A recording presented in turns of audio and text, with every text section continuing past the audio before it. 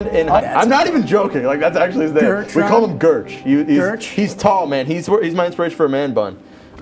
He and his family owned, I think, 3 or 4 Sunoco's in the area. Okay. And there was one a couple miles down from my house. And I'm leaning out of my chair. I'm so sorry. Me and my mom went there once, and I was having one of those days, you know, you're feeling it rumble, you think something's gonna happen, and I get in there. There was no extracurriculars, it's just... No, I was like 12. Oh, yeah, I was like 12. Sense. Well, you don't know. Yeah. My mom was like, here, drink a red Gatorade. That will be fine. Big mistake. Nothing but red on the floor. Oh. So, yeah, it was a rough one. That is a travesty. Bathroom was occupado, so I had no other choice. So. Did they kick you out of the Sunoco? No, because my friend was working. Okay. He wasn't working, but he was there. Oh, your buddy was working? He wasn't working because we were 12, but he was there. Oh, okay. What was your buddy's thoughts on that? He was working. No, he wasn't. Seriously, he wasn't. Don't shut down the Sunoco's, please. Don't shut down Sunoco's. Don't shut down Sunoco's. But yeah, that was my truth. Really? Okay. Yeah. I'll read mine then. This one's quite... I think you would have both guessed lies on this. So this one's going to be you wet your pants, but you were singing like, Baby, it's cold outside instead. Maybe it's good. No, okay. I was once kicked out of Elvis Presley's house.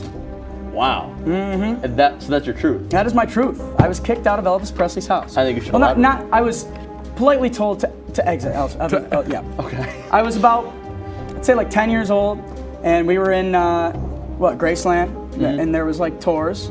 And I sat on every piece of furniture you could possibly imagine. They were roped off. I was a curious kid. I'm like, Elvis probably ain't here. I tried to go on a swing, couldn't get to the swing. Go on the toilet? I did go to the toilet that he perished on. That was probably crime. Huh? That's still I don't know. I didn't check his lavatory. I didn't check the men's room. Wild. But wasn't it in a hotel? I don't know. I don't know, but yeah. Wow. But yeah, I was sitting on his dining chairs and everything. You couldn't even touch the grass. It was very barricaded off. Sorry, I'm leaning again. Yeah. My grandpa. Shout out my grandpa. He's a very big Elvis Presley fan. Our floor manager has a taking care of business tattoo. Oh wow. But, yeah, that's beautiful. But anyways, well, that concludes Late Night Confessions, which means we're gonna wrap it up here on Late Night. Once again, Bradley, Tommy, thank you so much for joining us on this episode. What do you guys? I mean, it's a pleasure to have you guys. Yeah, I feel like we just bonded on several different levels with all of We really just got. It was amazing. It was a deeply formed 10 out of 10 connection. recommend on Yelp. Yep. You may be seeing more of these gentlemen on Late Night in the near future. So there's a lot to expect here on Late Night. But we'll be back in 2 weeks' time in an episode you don't want to miss. This is Chet signing out. Merry Christmas to all, and to all a good night. We the ones. We the ones. We the ones, baby. Let me see if I can.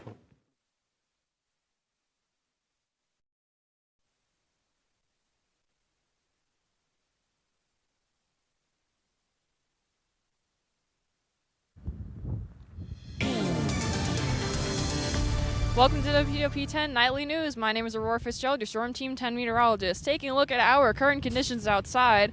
The skies are pretty clear. I saw some stars before. The moon is absolutely gorgeous, a beautiful crescent. It is definitely extremely cold. As a meteorologist, I should have brought gloves, but it's okay. And definitely still wet outside because it was raining earlier today. Still breezy, as you can see. But yeah, I will have more of that and your forecast after this. WTOP 10 Nightly News starts now. Tonight, housing applications are back open after a surprise announcement. What's happening straight ahead? And an on-campus performance sheds a new light on the other Mozart. Our reporter Riley Jones has more. And Governor Hochul made a big announcement about legal cannabis sales. This is WTOP 10 Nightly News.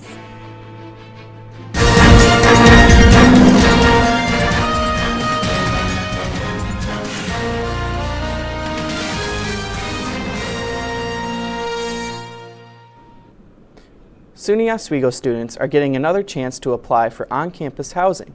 Good evening, everyone. I'm Seth Appleby. And I'm Amani Zella Cruz.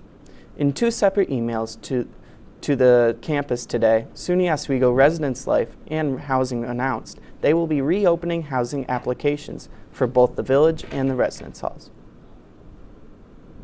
In the email, Res Life says the reopen applications are for anyone who missed the original application and selection process that originally ended on March 9th.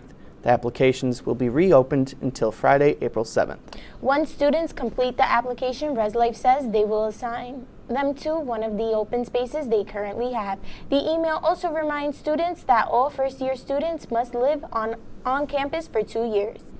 We reached out to the campus for a comment, and we have not yet heard back from them. SUNY Oswego's next presidential candidate laid out what she would like to see for the campus if she's appointed. The candidate is Distinguished Professor of Chemistry and former Dean of Arts and Sciences at Syracuse University, Karen Rutland.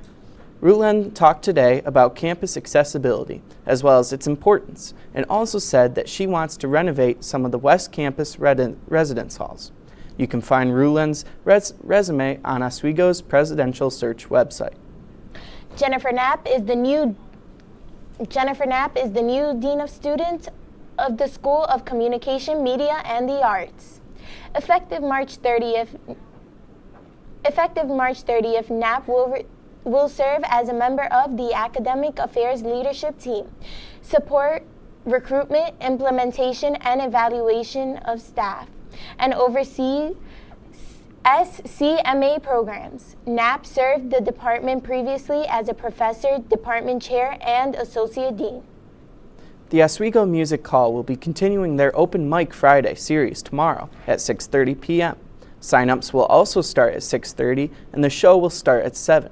Tomorrow's show will be hosted by Larry Kyle, who has performed for over 6 decades and has released 5 original albums.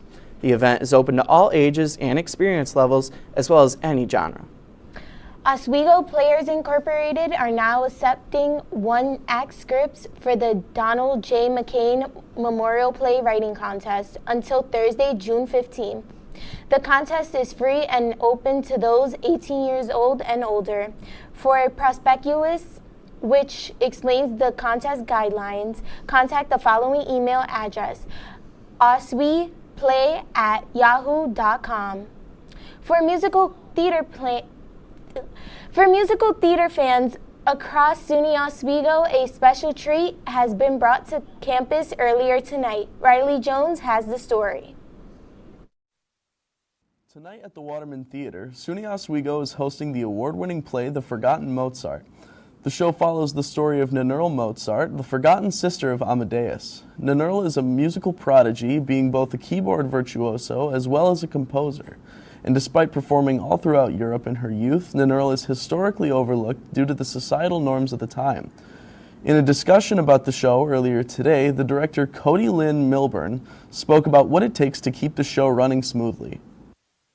I am very well prepared. People give me all of the information that I need and do a lot of the front-end work, communicating with technical directors of the spaces and things like that before I even get there, so that I am set up for success to uphold the integrity of the piece.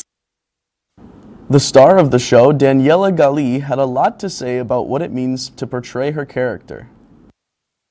So I need to be, of course, completely prepared and do my homework as best as I can, and I do it. And I do it because I know when I'm on stage, nothing can be done to save me There's no one to play against. It's me. I'm Riley Jones with WTOP 10. The one-woman show has had over 300 off-Broadway performances and has won several different awards, including Outstanding Solo Performance and Outstanding Original Music. Moving to some state news now, residents of Syracuse are starting to report a great number of potholes in the city. The 250-some reported potholes are becoming a problem and are worrisome for Chief Operations Officer Corey Driscoll Dunham, who says that 250 is a lot for only being 3 months into the year. Dunham says that residents can use the City Line app to report potholes or call the city at 315-448-2489. Governor Hochul announces the opening of the first adult-use cannabis retail dispensary in the Capital Region, continuing to advance to the New York Seeding Opportunity Initiative. The state's goal of equity is cannabis licensing. This prioritizes providing card licenses to people with a cannabis conviction or a close relative or someone with 1, and nonprofits that support them. And in New York City, the Manhattan grand jury hearing evidence in the hush money case against former President Trump will not meet this week. This comes after the former president did not get indicted on Tuesday for his alleged role in payments made to adult film star Stormy Daniels, like he predicted to happen. Meanwhile, the Manhattan District Attorney's Office is slamming House GOP members who have requested information on the investigation. The grand jury is expected to convene on Monday. It's been a rainy day here, but is this weather here to stay?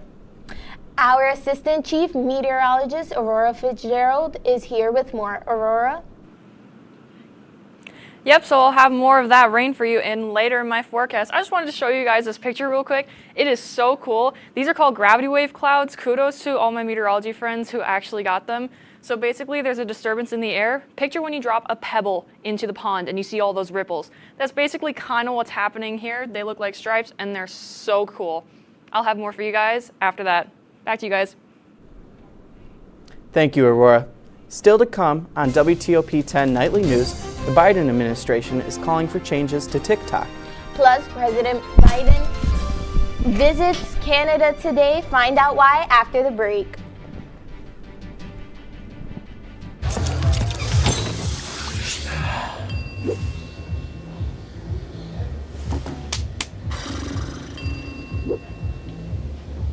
If you need to do something to feel okay to drive, you're not okay to drive.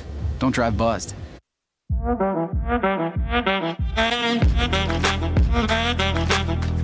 Shine on that black. Look at the bling. Do we got a diamond tester on? Yeah, that's getting bad. Yep. 10 out of 10 recommend on Yelp.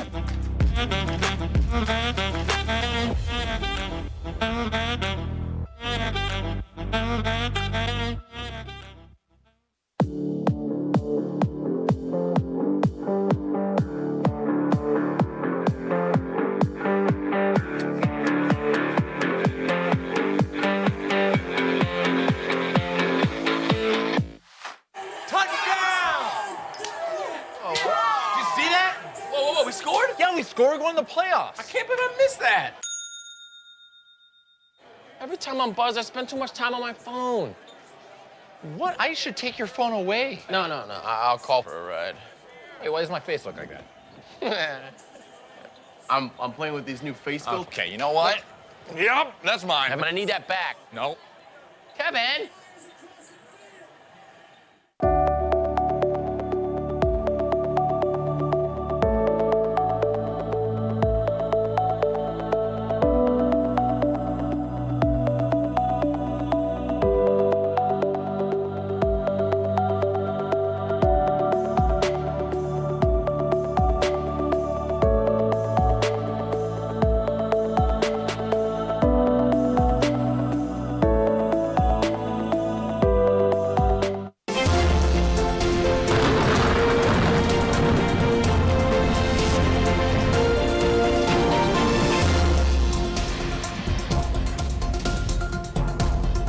Welcome back to WTOP 10. I'm Aurora Fitzgerald, your Storm Team 10 meteorologist, taking a look at our weather headlines.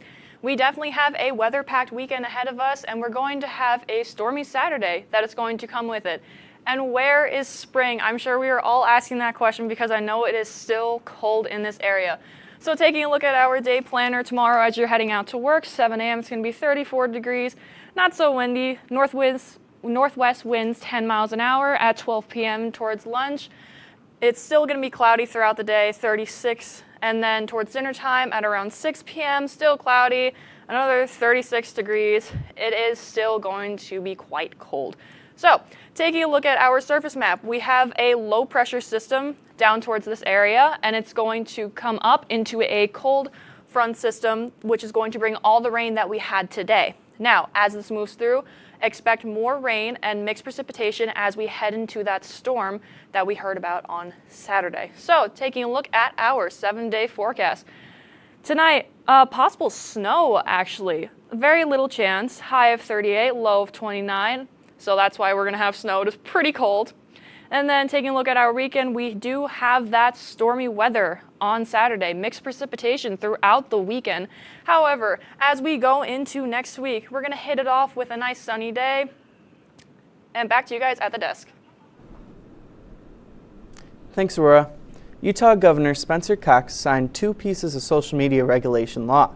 The law requires social media companies to give parental consent to minors using social media. Utah is the first state in the U.S. to impose these measures.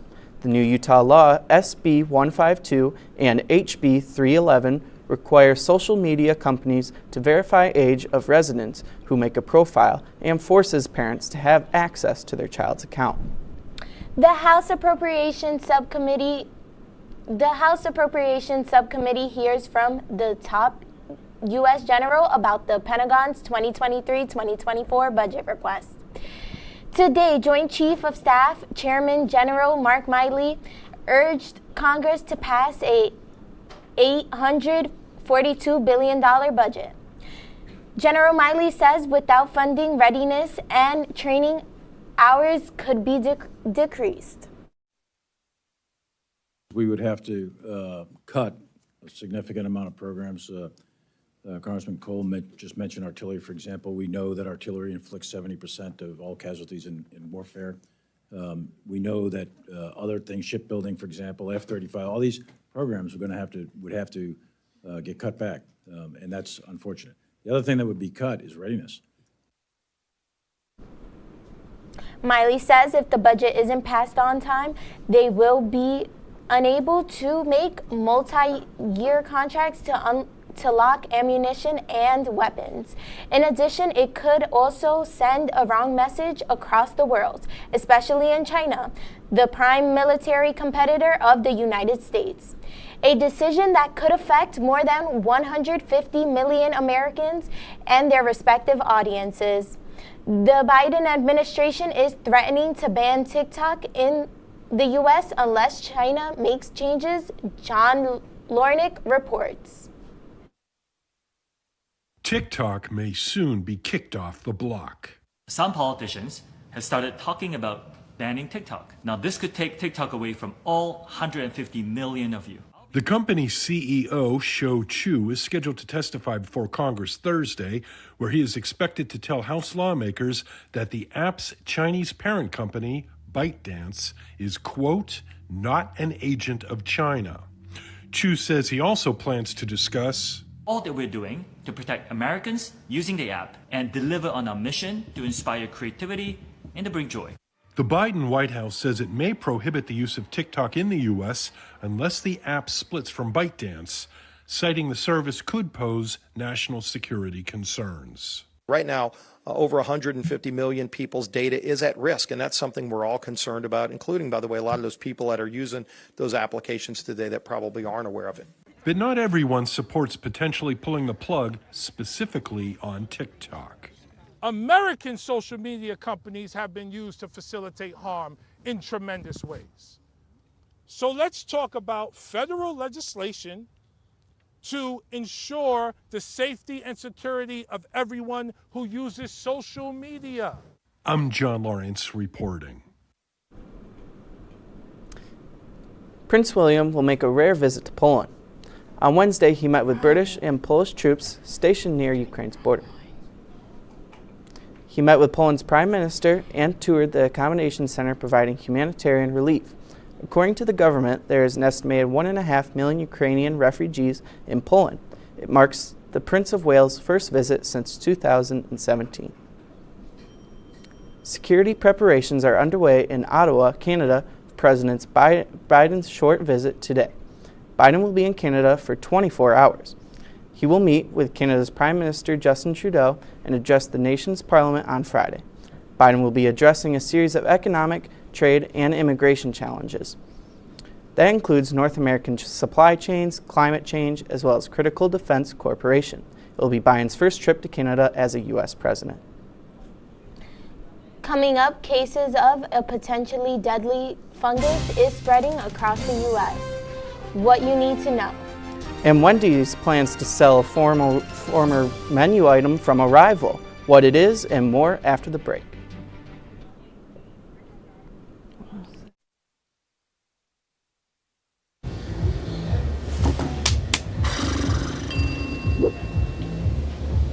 If you need to do something to feel okay to drive, you're not okay to drive. Don't drive buzzed.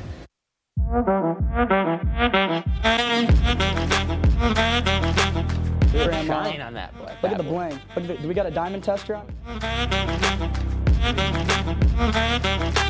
Yeah, that's getting back. Yep. 10 out of 10 recommend on Yelp.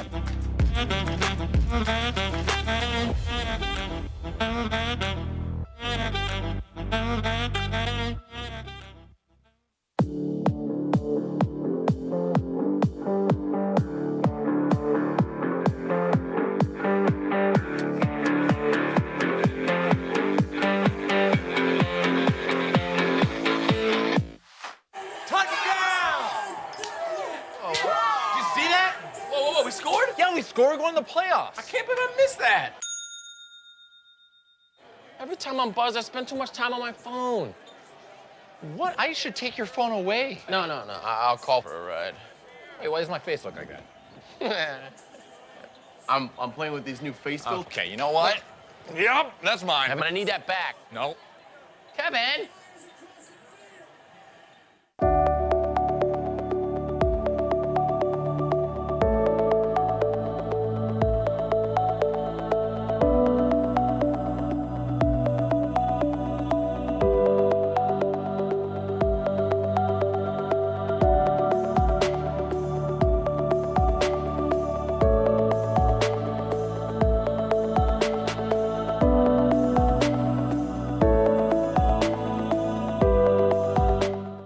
Welcome back. Here's the latest in your consumer news. Wendy's has plans to start serving snack wraps, a former McDonald's favorite menu item. Starting this Tuesday, customers will be able to order diced grilled chicken, shredded cheddar cheese, romaine lettuce, and ranch in a tortilla for $6.29. McDonald's eliminated the menu item in 2016, and in 2020, the wrap was phased out completely, with no plans to bring it back. Fans have long been demanding the return of the snack wraps, with a Change.org petition surpassing 17,000 signatures. Dollar Tree can no longer afford to sell eggs. The discount store used to sell cartons of 8 or 6 eggs for $1.25. Due to short supply and high production costs, most retailers have raised egg prices to adjust for the higher costs. Dollar Tree instead has elected to stop selling them altogether. However, the company says it will bring eggs back when costs come down. Now let's send it on over to Amani at the desk for the latest in your health news. Amani? Thank you, Seth. New data shows the number of cases of a fungus resistant to many drugs have been skyrocketing in the U.S. Candida auris is also resistant to some common disinfectants and can be carried on skin without causing symptoms. Governor Kathy Hochul says New York State has long-standing efforts in place to keep citizens safe from fungal threats. The State Department of Health has been working since 2016 to identify fungal infections and take precautions to stop transmission in high-risk settings. It continues to provide guidance and assistance to hospitals and nursing homes to strengthen readiness, enhance surveillance, and implement effective control measures. Health Commissioner Dr. James McDonald says it is important that people understand that there is little risk from Candida auris to the general public. And the recent warm weather marks the start of spring sports. Matthew Shermetta in the studio to give us a look at how the spring season is starting for the Lakers. Thanks, guys. The women's lacrosse team is headed into SUNY play, rolling as the baseball team begins SUNY play tomorrow. Plus, a look at Ja Morant's return to the hardwood. All this to come right after the break. Hey there, I'm Al Roker, class of 76. Yes, way back in 76. Back when the earth was cooling. You're watching WTOP.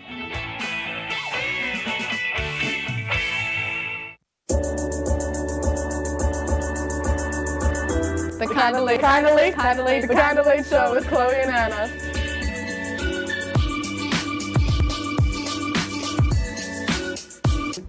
Like licorice, Twizzlers, absolutely nasty. The thought of turkey is just nauseating. I think you're wrong, is what I think. You think I'm wrong a lot of time. I do think you're wrong a lot. When you look at the number of disasters in the U.S., chances are every area will deal with some kind of emergency in the next decade. And between school, sports, and social lives, chances are you won't be with your kids when it happens. Will they know what to do? Ready.gov/kids has the educational tools and information to make the conversation easy. When the time comes, chances are they'll feel prepared, not scared. So talk with your family today.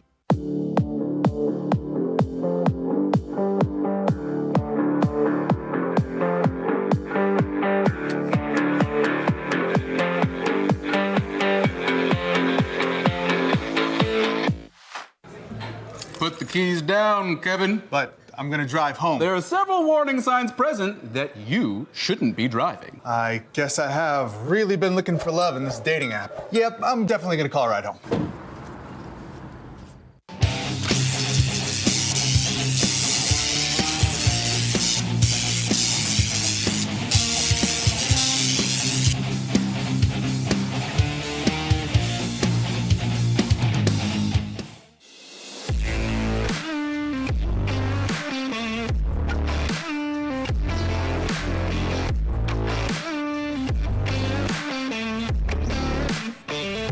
Welcome back to WTOP 10. I'm Matthew Sharamita, and here's your Thursday night sports report. Spring is officially here, and the Oswego State women's lacrosse team are blooming early as a 14-7 victory over Nazareth Golden Flyers improves their overall record to 5-2. Sayla Wiley scored 4 goals in the game for the Lakers after being named the SUNY Offensive Player of the Week, bringing her total goals scored on the season to 21. Isabella Lembo and Shay McConnell each had their own respective hat tricks in the game as well, and with great offense comes even better defense, as Sarah Kamide would have 10 saves in the game for the Lakers. The women's lacrosse team will start SUNY contention Saturday afternoon as they host SUNY New Paltz. And as we wait for the MLB opening day next week, the Oswego State baseball team begins SUNY play tomorrow with a doubleheader against the SUNY Cortland Red Dragons. The Lakers are sitting at a 5-8 overall record heading into the weekend matchup, with Owen Parliament being the early batting leader for Oswego, carrying a .341 batting average, driving in 13 runs. For Cortland, Dylan McKenzie leads the offense with a .417 batting average, driving in 27 runs. Both teams are looking forward to conference play as Game 1 of this weekend's 3-game set will begin at Cortland at 12 p.m. And it's a parade inside Memphis City, yeah. Star point guard Ja Morant returned to the lineup last night for the Grizzlies in a 130-125 point victory over the Houston Rockets. After a 9-game suspension for waving a firearm on livestream, Morant would score 17 points off the bench for Memphis, allowing the team to clinch the top spot in the division. The 23-year-old guard plans to hold himself accountable moving forward and says that he will make better decisions, especially when it comes to showing his personality on social media. I won't be doing that at all. Me saying things, actions speak very louder than words. So that's my main focus now. Obviously, super excited to be back with my teammates. Morant says that being away from the team hurt him the most and was happy that the crowd welcomed him back last night with positive energy. The Grizzlies' win was not held only on the back of Morant, however, as forward Jaren Jackson Jr. led the charge with 37 points and 10 rebounds, scoring 25 or more points in his last 5 outings. The Grizzlies will face the Rockets once more tomorrow night at 8 p.m. as they look to sweep their regular season series with Houston. And as the NBA season comes to a close, the New York Knicks are still looking to secure their own spot in the playoffs as they took a trip to Miami to take on the Heat. Kevin Love's going to start things off, a full-course dime. It's in the breadbasket of Jimmy Butler, an easy lay-in from a beautiful assist from Kevin Love. And now the Knicks leading in the first. This one stripped by Brunson. He's going to run it coast to coast. Throws it up for grabs. Julius Randle there to slam down the alley-oop. That's going to be one of 6 assists on the night for Brunson. Now we're in the second half. Jimmy Butler working on Grimes, shimmy right, help defense closing in, chucks it up, somehow gets it to go for the and one, a potential three-point play. Might as well call him Himmy Butler after that shot. And it's back in Himmy's hands. Why not let him work? He's going to drive the paint, throws up the floater, clanks off the front of the iron. Slam, bam, Adebayo there for the put-back dunk, a vicious dunk from Adebayo. And now this one over to Strus. He's going to pull it up from Ocean Drive. Bang! Too easy for Strus, too wide open. Dwayne Wade loving what he's seeing from the Heat right now. And word to Drake and 21 Savage, Jimmy cooks. That's going to be 35 points on the night for Jimmy Butler. He puts the nail in the coffin. Knicks are going to fall short. It's 127-120 final. They stay in Florida to take on the Orlando Magic tonight. And that's all I've got for you for sports. WTOP 10 Nightly News will be back right after this break. Hi, I'm Megan. And I'm Donna. And this is the Sunset Show. Grab your low-rise jeans because we're taking it back to the 2000s. Let's go, girls.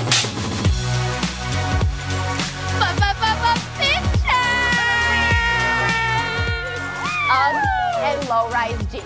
Together. One of the boys, boy. Sorry, it's my agent. He told me that you're canceled. Shebangy, shebangy, shebangy.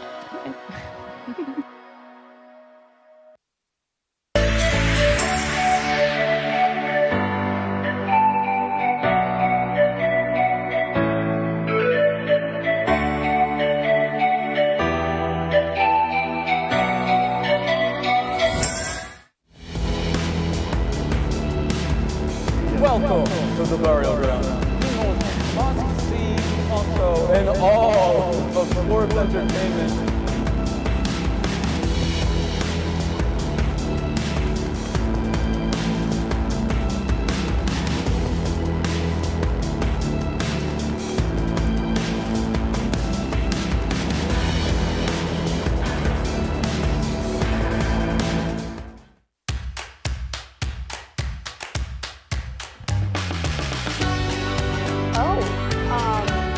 Welcome back to the Kind of Lake Show, where we talk about anything and everything going on in our lives and yours. Well, my birthday was November 13th, so it's been quite some time. I think at the end we saw him get up. I did that. I can't. It's a winner, and I did bring a sweater for everyone. There you go! I know your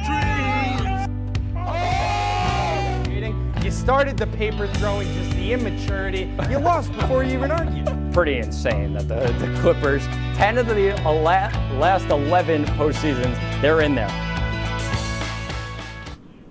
Welcome back to WTOP 10, and tonight marks the beginning of the Sweet 16 for the March Madness tournament. Kansas State took a huge win in overtime over Michigan State. UConn's up big right now on Arkansas, that game closing out. FAU takes on Tennessee right after this broadcast, and Gonzaga takes on UCLA right around the same time after this broadcast. Thanks for joining us. That's our report for tonight. Be sure to stay tuned for the Mick and Nick Show. From all of us here at WTOP.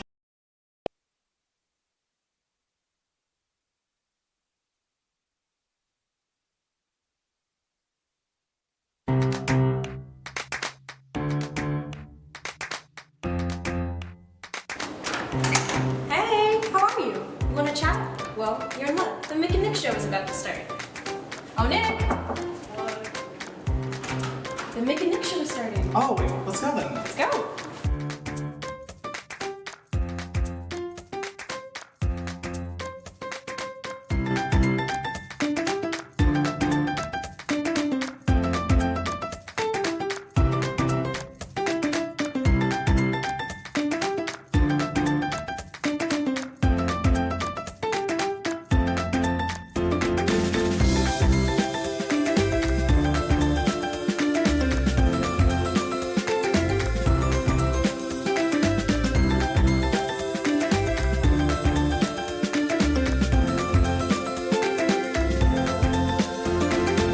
Welcome to the Mick and Nick Show. It's great to have you join us. Nick, what are we going to talk about today? Today we're going to be talking about our spring break trips, then we talk about how we deal with burnout, and we end with a fun little game of guess what song. Last week, I took a trip across the Atlantic Ocean to Italy. Let's take a look. It's your girl, Michelle. Recently I went to Italy. I wanted to take you guys along with me. Come on.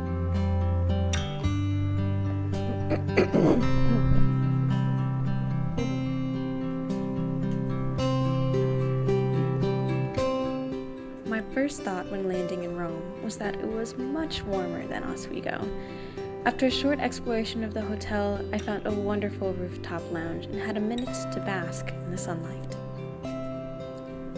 We then went to St. Peter's Basilica, where I got to revel in one of my favorite sculptures, La Pieta.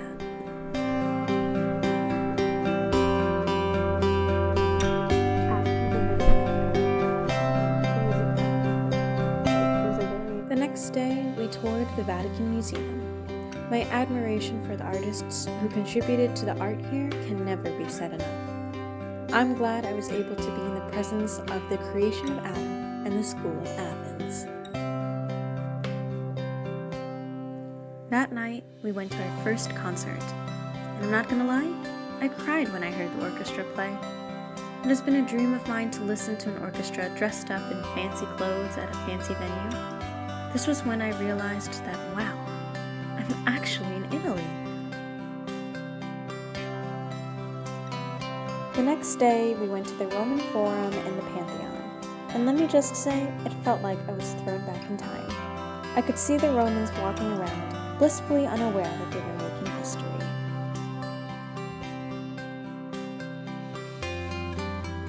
On our last day in Rome, we went to the Galleria Borghese and the Colosseum. At the Colosseum, I could just hear the Roman crowds go wild.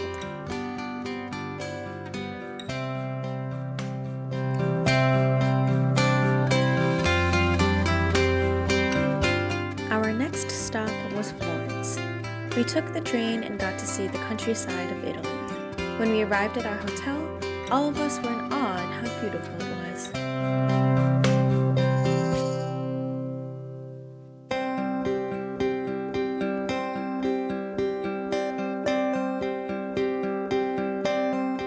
On our walk to the art gallery, we got to admire the Renaissance architecture. I thought it was interesting to see the less ornate details of the buildings.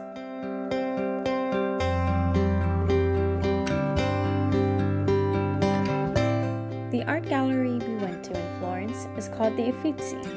This gallery was massive, and I wish I had time to look at everything. One of my favorite paintings is The Birth of Venus. I hope one day I can go back to each of these galleries and spend an entire day there learning about the art.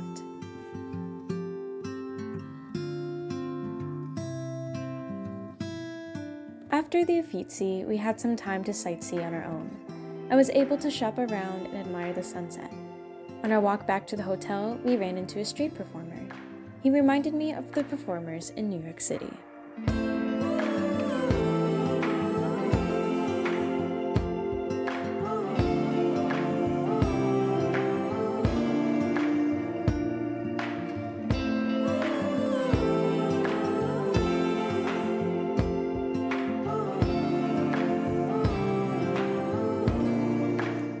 We ended our night with a concert showcasing Beethoven, Mendelssohn, and Brahms.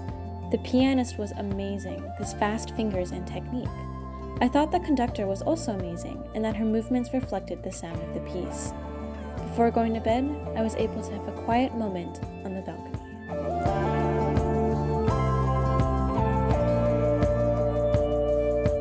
Our last stop on our trip was the State Water, Venice. A beautiful city with many bridges and no ramps. You see this video? In this video, you see excitement and wonder, hope. This next one right here, you don't see anyone in it. That's because by the time we arrived at the hotel, we were exhausted from walking around Venice with our luggage. Because the Vaporetto were so packed, we couldn't fit. So we walked and crossed 11 staircase bridges with our luggage. It was a pretty walk, though. That night, we had our last concert. It was my favorite out of the three. They were playing Mozart, and I was captivated the whole time.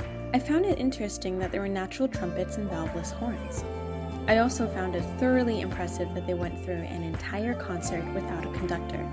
Instead, they followed the concertmaster. The next day, we visited our last gallery, Gallery della Accademia. I thought that the paintings were so lifelike I could jump into the canvas. This painting here tells an entire story from one end to the other, titled Scourge of the Serpents.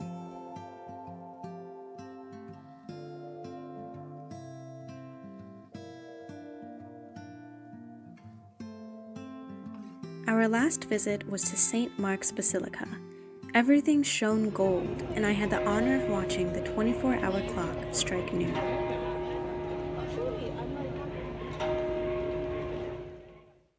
Overall, this trip was eye-opening and life-changing. I got to spend it with wonderful people. I learned so much on this trip, and yes, we were able to ride the Vaporetta. Wow, that was really interesting, Michelle. So, this week on WTOP, K-pop group Twice has been a force to reckon with in the month of March. Twice has recently made a comeback with their 12th EP, Ready to Be, with a title track called Set Me Free. The album features 5 new songs and English versions of Set Me Free and their English single Moonlight Sunrise. This comeback follows Twice's appearance at the Billboard Award, where they won the Woman in Music Breakthrough Award. Yesterday, fans of Twice were patiently waiting to get their tickets for the North American leg of the Ready to Be tour. If you were one of those unlucky fans who didn't get a ticket, don't worry, because it was announced today that 3 more show dates have been added. These additional locations will be Oakland, Houston, and Chicago. In other news, a Florida animal shelter will hold an adoption event for their longest staying resident. He is a mixed breed dog who happens to also be named Nicholas. This playful pup is a 3-year-old mixed breed pup. He gets along great with people, but not other dogs. He has unfortunately been impounded by the Orange County Animal Services for 94 days. A probable reason of why he has not been adopted is because mixed breeds are not as desirable as purebreds. To encourage people to adopt Nick, Orange County Animal Shelter is holding a Pick Nick event, in where the energetic canine will be uncaged and free to roam the yard. After this Saturday, Nick will hopefully be able to find his forever home. Coming up, we'll deep dive into our feelings in our Real Talk segment. Stay tuned, because it's about to get real.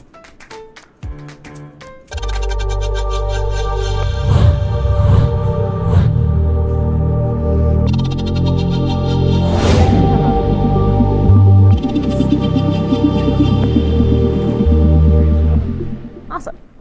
Say, President Stanley, whenever there's bad weather, who would you turn to? I'd turn to Storm Team 10. No, but you've got to say it like this. Storm Team 10. Say it with me. Storm Team 10. Yeah.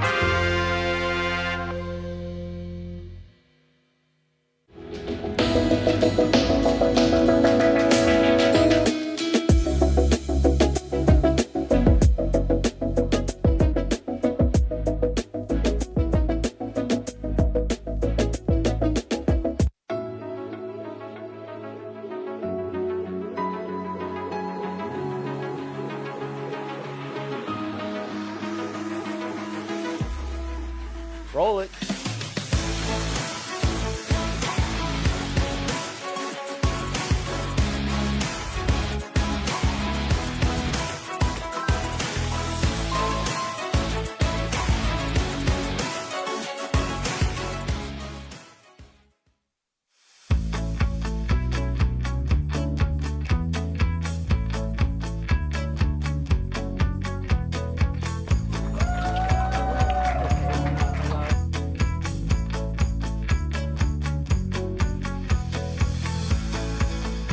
Jill told me it was Kitty from Glee. Yeah, what is it? It's Al Roker.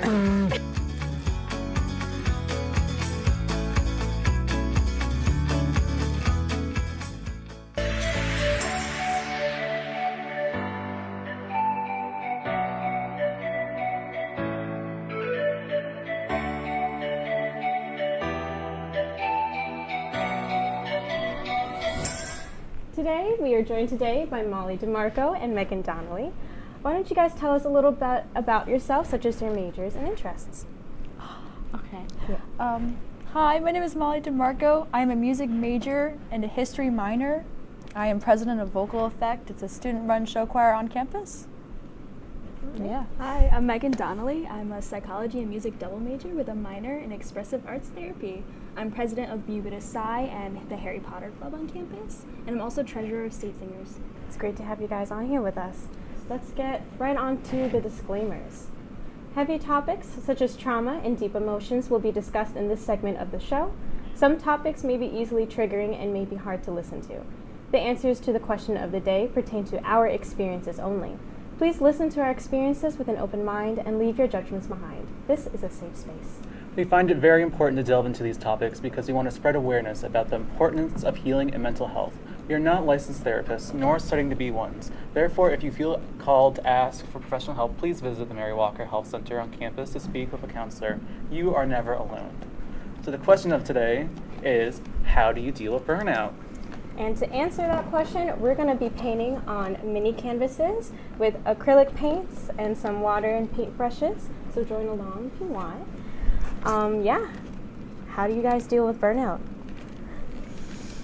I deal with burnout by recognizing my emotions. Like every day I have this app where I, think about how I'm feeling, and if I'm not feeling that great, I let myself feel it. I have a cry, I have the emotional experience, and validating myself allows me to, feel it and move on and get to what I have to do. Validation is a huge part. I kind of struggle with it, just recognizing certain emotions, but going through it and letting myself feel those emotions, I feel like our generation has been accidentally taught that to hide our emotions, to push them down, to keep working through it. So it was kind of a battle to unlearn that. And for burnout, I still go through it. I was telling you guys earlier, I am going through it right now. Ever since last month, it's just, I felt like I've been going. Then we went to Italy. Then we came back to school. And I'm like, okay. So to help out, I just, talk it out and do art therapy, music therapy. And and just feel it out, kind of ride the wave, Yeah. Megan and I, we were talking about this earlier. One thing that we do is reward ourselves. I reward myself by buying myself a plant because I love plants, but it's also because if my day is going I'm giving a plant life and I'm giving a plant meaning if I feel that I'm not giving anyone meaning at the moment. So it helps me put some positivity into the world if I am feeling a little negative. So I like that a lot. Nick, how about you? For me, I usually, I like playing video games, so usually being surrounded by friends playing games, that's nice for me, a way for me to kind of relax, deal with that burnout, because as I say before, I'm a meteorology major, STEM, it gets hard sometimes, and so being able to have that nice little, network of people that you can talk to, trust, and just have fun with is a nice little balance that I can have. Yeah, and one thing I have to pay attention to is it's good to feel out your feelings, take some time for yourself, but also to make sure that you don't let those emotions overcome you to where you don't do anything, if that makes sense. You could slip into a depression and just not want to leave your room for how many days. Sometimes it's so easy to succumb to that. No, I totally agree. For me, it's, sometimes, especially since we're in dorms, that bed's right next to you, so it's tempting, but, just ride that wave, Trust. Yeah. A lot of that has to do with learning how to say no to things, learning what things have to take up your time, and learning when you need to take a step back and be genuinely, I can't do this, and I need help from somebody else to be able to do it. Yeah. Especially student orgs, classes. Yeah. It's a lot of responsibility on top of just social situations and family. You have a lot of priorities, and you're not replaceable in your family, but you're replaceable in certain orgs, Oh, that was a great way of putting it.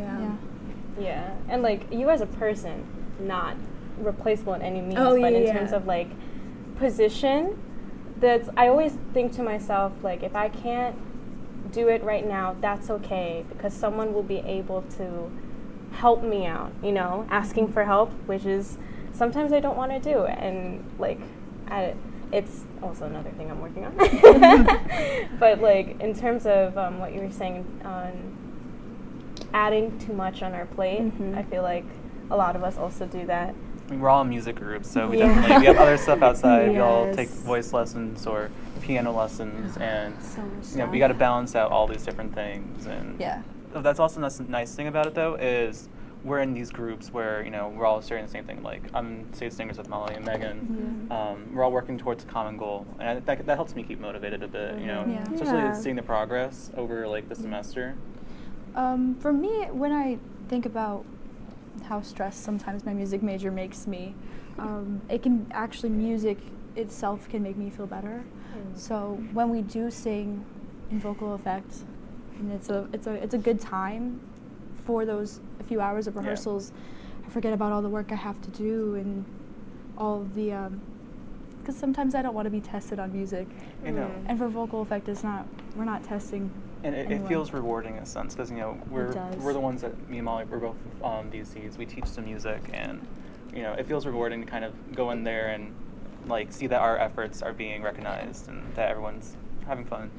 Yeah, especially last year. I always talk about it. We did "You Will Be Found" from Dear Evan Hansen, and everyone, even if they didn't love the song, it was so powerful. I remember that was my first semester in the group. That's definitely one of my favorite songs we've ever done. Yeah. Music definitely helps, like, give you an outlet, And I don't usually like sing, but I'll listen to like sad music if I need to. It's like it's so cathartic. I think that's the word. And like it helps you feel seen in your emotions. Like someone else has experienced this as well, and you're not alone. And like it sometimes like the world is so big, you feel so alone. If that makes sense. Yeah. And like I forget who mentioned it.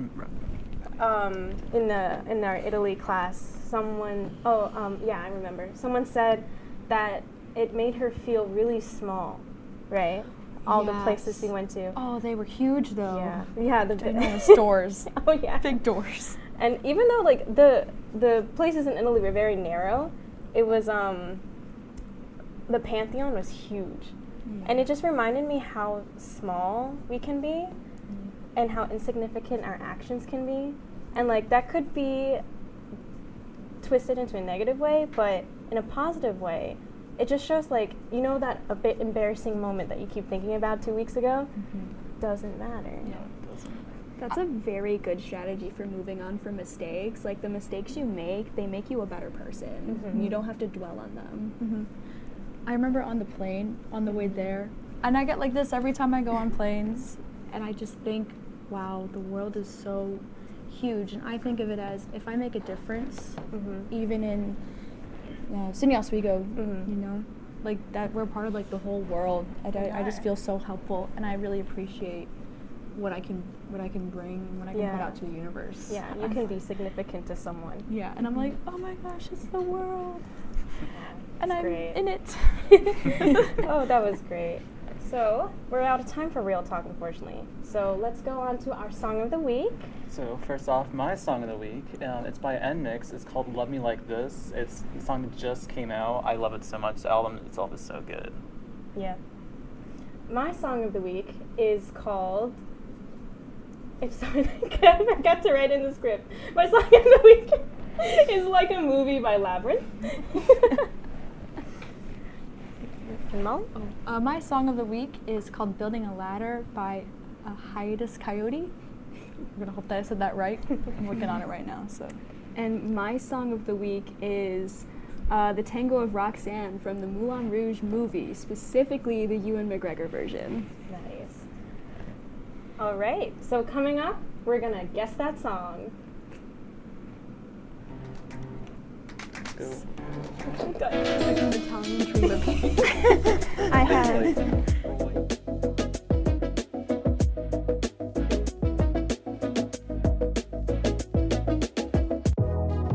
Welcome back to Major Discussions.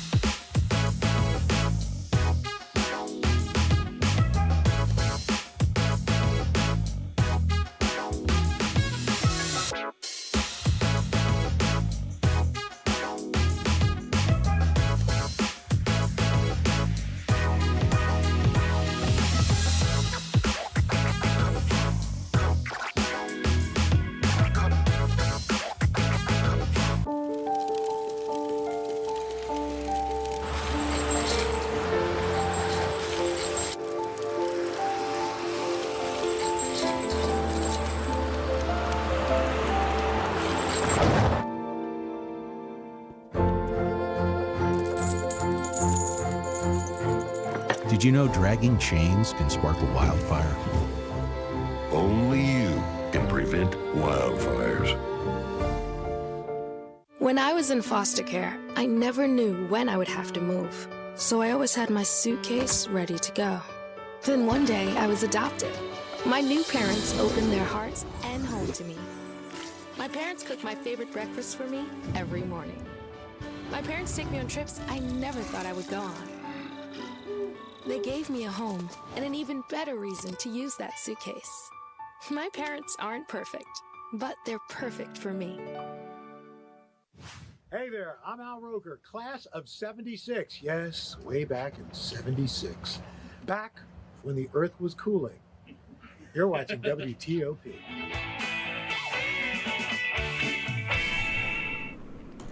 Welcome back to the Mick and Nick Show. After those hard topics, let's wind down with some fun games. Today we are playing Guess That Song. Yes. Michelle, how do we play this game? So to play this game, it will be me and Molly versus you and Megan. We will take turns showing the other team a song lyric we picked out, and you guys will just have to guess a song. The theme is Disney songs. And we will do 5 rounds of this, or whenever we would have to end. And the winner gets bragging rights. So, yeah. Serious. Well, I will start off with mine first. So, for me, the lyrics are, when the wind's from the east and the sun's from the west and the sand in the glass is right, come on down, stop on by. Oh, wait, I know this one. Oh, wow. Is it? Oh, goodness. Yeah. It's not from Belle, is it? No, it's not. Or, I mean, I'll give you... Come on and stop on by. Stop on by. Stop on by where? To the Disney movie. It's a Disney movie. I'll give you guys 5 more seconds. Can we get a hint? Yeah. You want the movie name? Sure. Aladdin. Oh, that makes sense. Arabian Nights. Yes. Yeah. I don't know Aladdin. I'm sorry. All right. What's the next song? Alrighty. Let's get down to Mulan. business. Sorry. Let's get down to business. To defeat the Huns, did they send me daughters when I asked for sons? I'm so sorry. I jumped the gun Mulan, there. What's the song? It's I'll make a man. I'll make a man out of you. We did that back in I started off easy, so you're good. Was Thank too you. Can't give him the win. Okay, so next one is, it will pop up.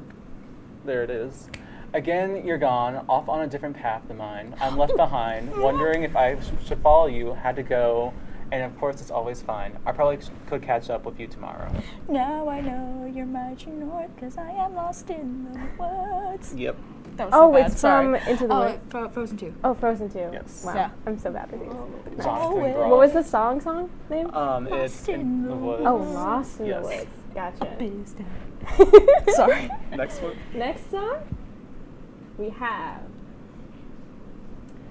And at last I see the light, and it's like the fog has lifted, and at last I see the light, and it's like the sky is new. Tangled. Mhm. At last I see the light. Yes.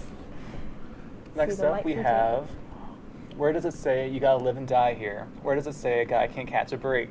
Why should you only take what you've been given? Why should you spend your whole life living trapped where there ain't no future? Is that It's from a musical. a musical? A musical, Disney musical. It's not High School Musical? No. Oh. It's like an actual musical. Like Yes. a Broadway musical. It has, Jeremy Jordan. Yes, Jeremy Jordan. Lead. Oh, wait. And Jeremy Jordan. Jeremy Jordan. He wasn't something, Into the Woods. something. He was in Newsies. You have Newsies? That is from Newsies? Yeah, what song from Newsies? Oh, is it like Now's the Time to Seize the Day? No. I'm so sorry to every musical person out there ever. I promise. is. I did the musical. I did not. Or like I watched it at least. It's a place. Yeah. No. I guess Not that's really Santa nice Fe. high. Yeah. Yeah, a nice high note. Santa Fe. Okay. I'm losing my voice, so Yes. that was You did well. Okay, what's the next song? Okay, yeah. Is there? Yep. Well, it goes to St. Louis, down to Missouri. Oklahoma City looks oh so pretty. Is this Princess and the Frog? Is it no? I don't think so. Wait. Wait, what movie is it from? You were right on the movie. I was it is right. Princess Princess. Frog. Is that the opening Is it song? Almost There? Yes. Oh, it is. Yes. They're winning. Yeah, I did it too okay. easy. It's okay. What's the next one? Okay, I gotta say what's on my mind. Something about us doesn't seem right these days. Life keeps getting in the way. Whenever we try, somehow the plan is always rearranged. I got to move on and be who I am. Why do you have to go? I gotta go my own way. Yeah. What's that from? What's the name of it? Gotta go my own way. Yeah, you literally said Vanessa name. Hudgens. High School Musical 2. Nice. But what about us? Yeah. What about trust? And I think we have one more, right? No, you have one more each. Yeah, so I you're have one more. next. For even if I'm far away, I hold you in my heart. I sing a secret song to you. Each night we are apart. Remember Me from Coco. Yes. Made me sob. Oh, Absolutely I love sob. that movie. So Watched it like 3 times. Yeah. Yeah. We have one more, right? I think we have 2 more actually. I think I yeah, have one one each. more. Yeah, we do. So Yes. mine is, I believe we all have a soulmate, the chance for a perfect duet. I believe in hopeless devotion. I just haven't found it yet. But in my mind, I see the chick who is meant for me. She'll be someone who is lovely, someone wonderful and true. Molly's ready. The kind of boy that makes you smile even when you're feeling blue. Meant to be from Teen Beach Movie. I Nice. the movie. Love the Oh, song. I know she's out there. Didn't they make a did they make a second one? Yeah, they did. Okay. It's not good. It's not good. Oh, No. sorry. You know, yeah. Kind of like Bruno, you know. What's the last one? Alrighty. Next song. This old town can slow you down, people taking the easy way, but I know exactly where I'm going. I'm getting closer and closer every day. 'Cause I'm almost there. Yeah. Yes. From Princess and the Frog. Yes. Yes. They're way too easy ones. I feel like, did we repeat one? I think we might have. Well, no, because No. the last song was The Oklahoma City one. Yeah, Was but it- wasn't the Oklahoma No, City yeah, one the- from the opening song of Princess and the Frog? I don't. No, wait. Can you guys bring up that graphic again? The I one know after that. the Oklahoma City one. I think it was. Oh, yeah, what was I the think song? it don't was think not it's Down in almost New there. Orleans. It was the other one. So then Really? we're- Down in New Orleans? No, it was Route Route 66 66 for for Cars. Cars. I'm surprised you didn't know. Yeah, I was like, wait a minute. I gave you guys a hint for the future, but yes. It's okay. I know the backing score from Cars. No. I don't know. Did we Other technically than get Life the is a point since Highway. you told us we were right? Yeah, you know, so basically That's fine. You guys are still winning. Yeah. Thank you. So It's okay. I guess that's all for we're the winners. Bragging Megan? rights. Bragging Yeah, rights. Let's bragging go. rights. It's fine. It's fine. It's okay. Yeah. We went to Italy. Yeah, we did. What'd you guys do over spring break? I went to NESC, but that was Love a fun it. time. I stayed here in Oswego, I did homework, and I slept, and I ate a quesadilla. Love it. Yes. Well, that's all we have for today, folks. If you need any help, feel free to call the number for counseling services at Mary Walker. And tune in next time to the Mick and Nick Show. Ladies and gentlemen, boys and girls, children of all ages, welcome back live inside the Roker studio from Laker Turf Stadium for the fastest moving 30 minutes in sports talk.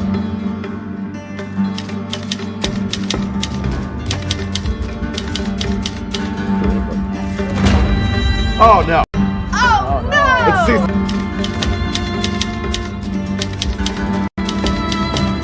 we don't exactly own the rights to the game that we've said for the last year and a half. So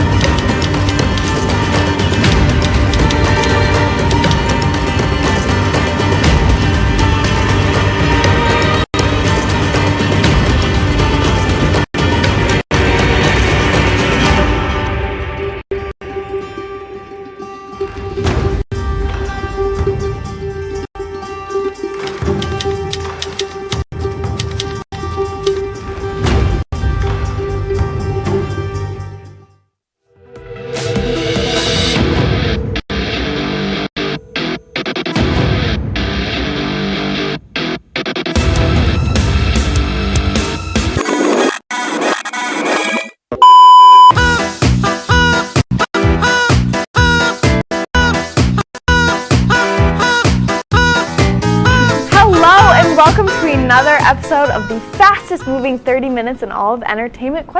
I'm Juliana Giudice, joined by Maddie Durant. And Maddie, it looks like it's just the two of us. Isn't that amazing? I know, kind of like it. Attention! He has arrived!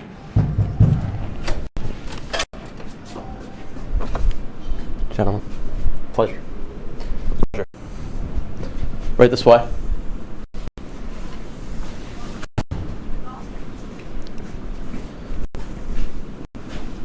Who are these two? Those look like Garrett and Kyle. The professor has returned. The professor is back. Some heavy security for a professor here. Yeah, who are these two? Only the best security team in the land. Security Man Chan and Security Man Bezak. Care to introduce yourselves, strangers? Well, I'm Juliana. This is Maddie. Are you related to Inspector Jason? I am actually, yeah. I knew the name sounded familiar. Knew the name sounded from. And you? Maddie Durant, the one and only. Not related to anyone. Just I can tell. No. So, what are you doing here? What am I doing here? Yeah. Well, you guys must not be familiar, but I have been summoned. I heard there was a direct force, and once again, much like last year, where I was brought in as a result of the don't mess with my security guards. They're not moving. Sorry. They're not moving. Sorry. Just like there was an issue last year with the guys from the Laker Connections team. I hear there's another new show, New Kids on the Block, Cream Free. Oh, yeah, that's right. That I've got to come in here and try to take care of. So I guess that's why I'm here. Okay. Well, also to have a little bit of fun. I don't mind doing the show every now and then when my identical twin brother decides to step out for the day. So your identical twin brother right. is Bradley? Yeah. Oh, okay. Could you not tell? No. I know the glasses. He is. I think it's the glasses. I think it's the glasses. That's really like confusing. Makes They sense. throw you. Makes sense. Just a little. I mean, he is way better looking. Why? So. Why? I thought they. Oh, they moved. No, they move. They're that good that they're gonna move. They're like SpongeBob when he runs around that one volcano. You want to see me do it once? I'm gonna see me do it again. All right. I think that's it, right? We can go to break. I don't know. I feel like we could keep talking. Okay. I like this. This is nice. Yeah, it's nice. It's cozy. Maybe I don't like comfortable That's right. atmosphere. Okay. We can keep talking. Why did they do that? I hear the names change as well. Is that something yeah. So what happened there? basically what happened was somebody stole our name, so now we have to work together to get it back. Okay. Well. J-Man did some investigation. Did you? As we saw. Really? Must have missed that one. Oh. No? No? Well, I mean, he would know as his identical twin brother as well. But, yeah, I mean, I will say, much like, stop touching the security guard. Sorry. I mean, come on. I'm sorry. Your sister or your cousin would never. Yeah, that's yeah, true. so, much like Santa Claus, Professor Bradley's come bearing gifts. Oh, okay. Lovely. And that comes for the two of you guys. Oh. Because I'm gonna denounce you guys today as my students. You're gonna be my new students. Much like I was able to hang out with Kyle and Garrett, I'm gonna hang out with you two. Okay. And I'm gonna test your guys' knowledge and your ability to work together. Okay. Against my two security guards. I feel like we can do that. Yes. Yeah. You know, yeah, we're Team Plaid. Exactly. Team Plaid? Team Plaid. Wow. For the win. Plaid. Love that color. Just screams excitement. So that's gonna do it for our black today. Yeah, they're little. I know. You guys got your hands full. But now that that's over, let's throw it to a break. And we're going to have a little bit more coming up on the other side. The security guards are going to talk a little bit about sports. We'll be right back.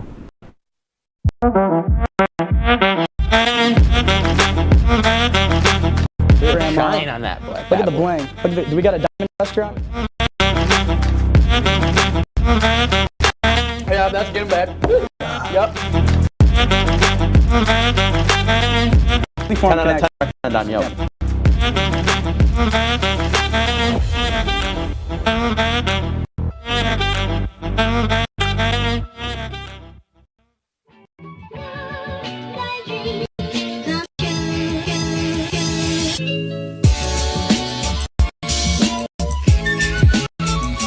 I think you could build a house here with how many bricks are being made in this game. That is a rapid nosedive, and it's at the point of no return, guys.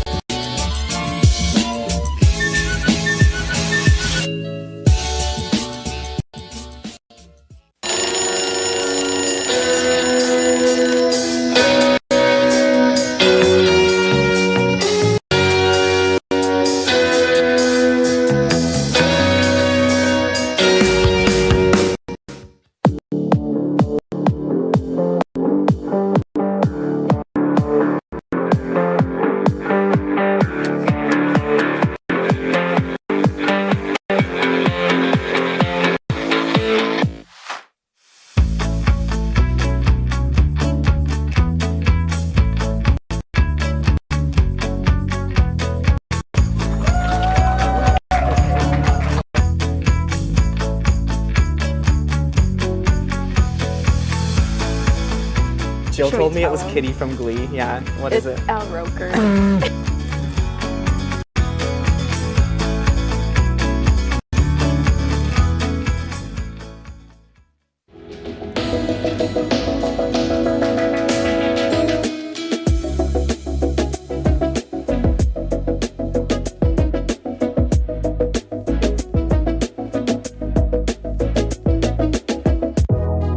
Welcome back to Major Discussions.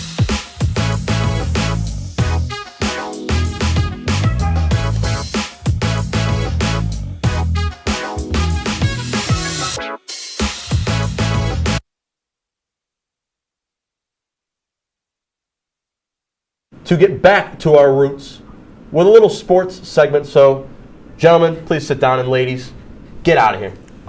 Get out. Okay. Nope, leave the chairs. Oh, leave the chairs. Dylan, no chairs. Chairs away. We're not doing chairs. None of that. Gentlemen, you may speak. How are we doing today? Oh wow. We're doing great. Doing great. My seat is so low. Thank you for letting us talk. Absolutely, of course. Thank you guys for all the services you guys do. Of course. Much like your predecessors, you guys are big sports fans. So why don't you just give a little piece to camera, the both of you, real quick, and just say your favorite sports teams. Who do you guys root for?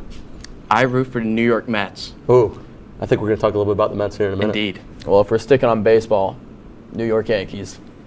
All right. Well, my cousin is a Boston Red Sox fan, Oh. my brother, all my family's Boston Red Sox fans. My identical twin brother is a Boston Red Sox fan, but I don't like baseball. I think it rots the mind, and when you can be studying things like psychology and life, watching baseball is a waste of 3.5 hours. But that's just me.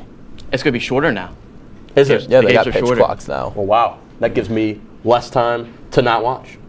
So Yeah, I guess so. it's going to be awesome, I isn't mean, it? I can't disagree with you. So. Yeah. But all right, let's start talking a little bit about sports. So I'm going to send it over to the security man Chan for a little bit of baseball. Yeah. Let's talk about the World Baseball Classic, which has been happening over the past couple weeks. We've had a lot of teams compete against each other. We started with 6 pools, I believe, 4 pools. I gotta get that straight. And now we find ourselves in the championship round, or close to the championship round, the U.S., led by Trey Turner, who's been an absolute dog the last couple of games. He has brought the U.S. all the way back to the finals, looking to defend their crown. So, gentlemen, thoughts on the WBC? Professor Bradley, I understand it's not your cup of tea. But I also, though, I have been in contact with my identical twin brother who did watch the WBC. So I'm just going to relay some of the information that he told me. I didn't watch. My identical twin brother watched Great Britain play the United States of America. That was interesting. It made me root against the United States of America. But I thought Great Britain team thought was great. Thought they he thought that they huh? How can you do that? Oh, I'm sorry, my brother rooted against the United States of America. How could your brother do that? He just did. He just wasn't into it. The underdog story. It's the miracle on dirt and grass. Yeah. So I watched a little bit of the My identical twin brother, force of habit, has watched a little bit of the WBC. But Kyle, did you watch any of that? Miracle on dirt is right. Nah, I watched a little bit of it. Haven't watched any full games. More been keeping up with it. Yeah. I'm glad the U.S. is in it because we created the sport. We should probably be in the final of it. They're jacked. They've got a jacked up team, I'm told. Dude, Mookie Betts. Whoa. Mike Trout in the outfield. Wow. What was that? Mookie Betts and Mike Trout in the outfield is unreal. I mean. Yeah. I mean, my twin brother saw the Canada pitcher, the young man Brat. Oh, he had it rough. He had it rough. Poor guy. Yeah. Maybe what was that, 9 runs instead of first inning? Something like that. Yeah. It was not good to be on that mound and facing, might I say, probably the best hitters in the world. Yeah. The U.S. lacks pitching, but I still think they're gonna win it all. I don't know. Japan, if it ends up being Japan, we'll know later tonight. I think Japan probably poses the biggest threat for the United States. I mean, Shohei Ohtani's the third rotation pitcher on their lineup, and he's one of the better pitchers in Major League Baseball. Dude's got a bat like none other, and the rest of the team can. Because the thing is, you got to think baseball's just as big over there as it is over here. That's true. So a lot of their best players are like, why would I leave Japan when I'm already in a huge league that's super competitive and is paying me also tens of millions of dollars. Why would I go to America where it's a completely different culture, completely different language? I mean, if the skill level is still relatively the same and you're making the same amount of money. Kyle speaks a lot of facts. Japan's got one darn good baseball program over there. Very good. Let's move on to my rant. So one of the big headlines during the World Baseball Classic was, of course, the devastating injury to New York Mets closer Edwin Diaz. Last Thursday, following Puerto Rico's 5-2 victory over the Dominican Republic, Diaz was severely injured during the team's celebration. Unable to put weight on his right leg and taken off the field in a wheelchair, Diaz is expected to miss the entire season after suffering a torn patellar tendon. Everyone has been saying low Mets and Mets gonna Met. As soon as the injury happened, I got a DM from a person, name will not be said, where he was ridiculing the Mets, saying, same old Mets. But guess what? Keep that same energy. Who could that be? I'm not going to say on air. Who could it be? I'm not going to say on air. Who could it be, Garrett? But all I'm going to say is... I generally don't know who it is. You keep saying it. Keep saying it when we win it all this year. I'm going to leave it at that. You say that every year. Well, we're not the Cowboys. Are you guys done talking about sports? I'm doing equations, things that actually matter. So, you guys done? We're not, though, actually. You're not? That's the crazy thing. Cause, okay, well, I'll keep going. I'm going to finish my equation. Yeah, because my brain there's something going on right now. Actually, you should know Math Boy. It has a little bit of numbers. Don't call me Math Boy. What's wrong, Math Boy? Bradley. Okay, whatever, Doctor Math. I'm almost a doctor. Go ahead. Anyways, talk about the Mets some more. 64 teams enter March. Oh, all right. Oh, you're talking about March Madness. Yeah, 64 teams enter March, but only one remains after a few weeks. So March Madness spends. Well, let me get centered up real quick. Wrong way. My apologies. Breaking the barrier. I don't care. March Madness been going on, Garrett. Yeah. What are some of the games that you've been watching? Because obviously this bozo doesn't watch them. Who do you think you are? I think you have to realize that March Madness, you got to think about probability and odds, you know? Like, Can you imagine picking all the number 1 seeds to go to a Final Four? Yeah, and you want to talk about numbers. The major upsets? Like you having a number 15 seed? Yeah. You know how much money was made off that? Are you talking to me? This guy's impossible. You can't. What's your rating on... what's your rate my professor, huh? That's what I want to know. I find the internet impossible and also ridiculous. So I do not look up anything on the internet. Everything that I know comes off of my own brain or an encyclopedia or the Merriam-Webster dictionary. Sounds like you have a 1 out of 5. Sounds like... Probably. I don't care. You're not here to be feared. You're here to be loved or whatever you say. Oh, that's the other guy. The other guy says that. That's the other guy. The other guy. Yeah. It's not him. My bad. Yeah, but March Madness has been very exciting.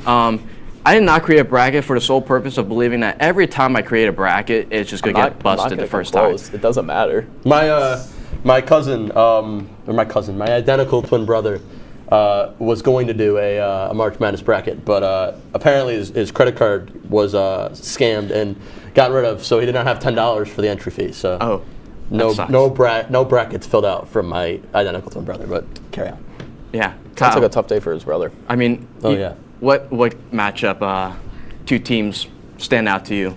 Obviously, I got to pick the basic one: FDU versus Purdue. I mean, a bunch of that's the second year in a row that a small town school, a very small D1 school from New Jersey, comes in and they upset. Well, last year was St. Peter's 15-2, right? It was 16-1 this year.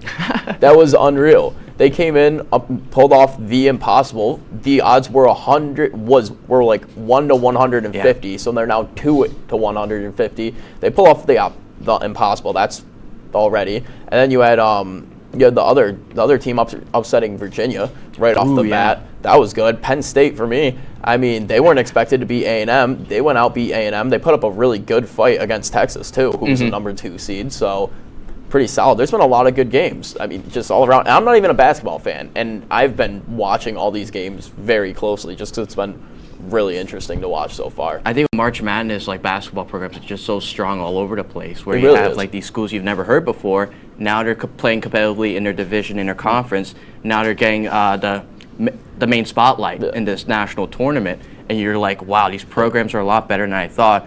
As we get a deep dive inside Professor Bradley's mind. Yeah, I'm doing long division. Carry on. You want to Kyle. I'm told you have more sports to talk about. Let's talk about hockey. Me with the clearly rottenness of your brain, but go ahead. Oh, wow. This guy thinks he's real clever, but the thing is, everybody knows sports are the biggest entertainment there is, so that's where all the money is. I prefer math. What's this guy's salary? Anybody know what this guy's salary is? My salary is people taught, which is several $1 million in education. Carry on. Yeah, the school pays him about minimum Numbers wage you can't for even his count. degree. Anyways, You can't even count.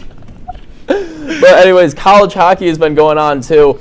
I mean, not many people watch college hockey here, so this one's kind of just me spinning into a camera and trying to induce everyone into a conversation with me. Your math is wrong. But yeah, your math is wrong. No, it's not. Come on, number boy, come on. It's not. But anyways, we all get fooled sometimes. College hockey playoffs have been going on. A huge upset. Colgate, a D1 hockey school. I don't even know what's going on right now. This is all over the place. I'm pretty sure it's not. It's professor. Carry on. No, I'm just that's my alternative. Carry on. Keep talking about hockey. Keep talking about hockey. But Colgate, the small D1 school in upstate New York, goes on to beat Quinnipiac in the conference championship of the ECAC. So they're in the national tournament. 3 ECAC teams in the national tournament this year in Quinnipiac. You got, wow, yeah, I just said Colgate. Come on, piece that one together a bit quicker, Kyle. And then you got Cornell as well. So you got 2 New York schools in there. Pipe down, Bradley. Come on. He's still a Bradley at the end of the day. True. At the end of the day, he's still a Bradley. Throw it. Okay.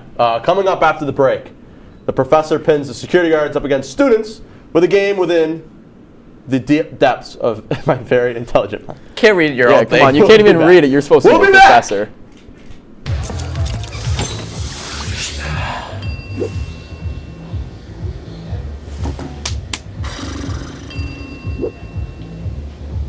If you need to do something to feel okay to drive, you're not okay to drive. Don't drive buzzed.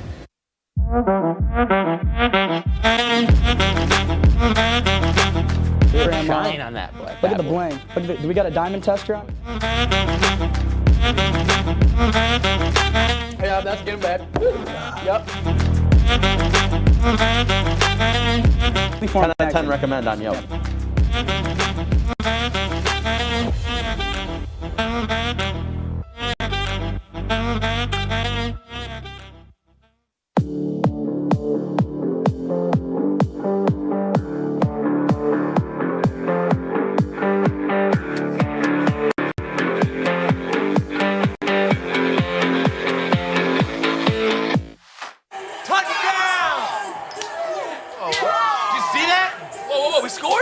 We're going to the playoffs. I can't believe I missed that. Every time I'm buzzed, I spend too much time on my phone. What? I should take your phone away. No. I'll call for a ride. Hey, why does my face look like that? I'm playing with these new face filters. Okay, you know what? Yep, that's mine. But I need that back. No. Kevin!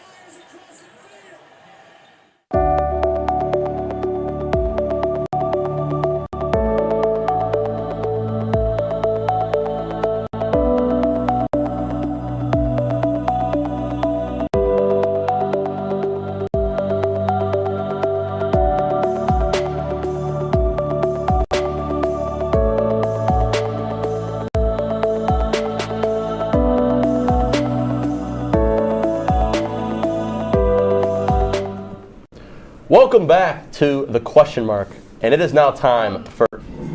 Can I help you? Can we come back now or no? Yeah, I mean this is your time for the game. So yeah, get in here. Okay, sorry. Security man. Great. Get back on your sides. What? Oh, you two are on this side. You are over here. Oh, okay. So we share the chair. And I'm gonna stand. No. Oh, I just lost the IFB. There you go. There you go. Okay. Thank you. So chairs are allowed now. Yeah, you guys can have chairs. Okay. Nice. So here, you get a chair. Roll that one over here as well. Okay. Mini chair. Probably should have done this during the break. Exciting. All right. So I'm just spinning. Yeah, you guys sit down. Can I be seen on the camera? Okay. All right. So now it's time for our game show, and I told you guys I came bearing gifts. So here we are. These are the gifts. The gift is the game. The game is. It is my wildest creation to date. It is a little bit of some blind taste testing. So look at you, already coming prepared with the old thing. Let's take a look at the rules. The rules are as follows. If we could throw those up on the screen right now. Is this going to be gross food? It's not going to be gross food. Okay. It's in VTRA. Let's see it. Much better.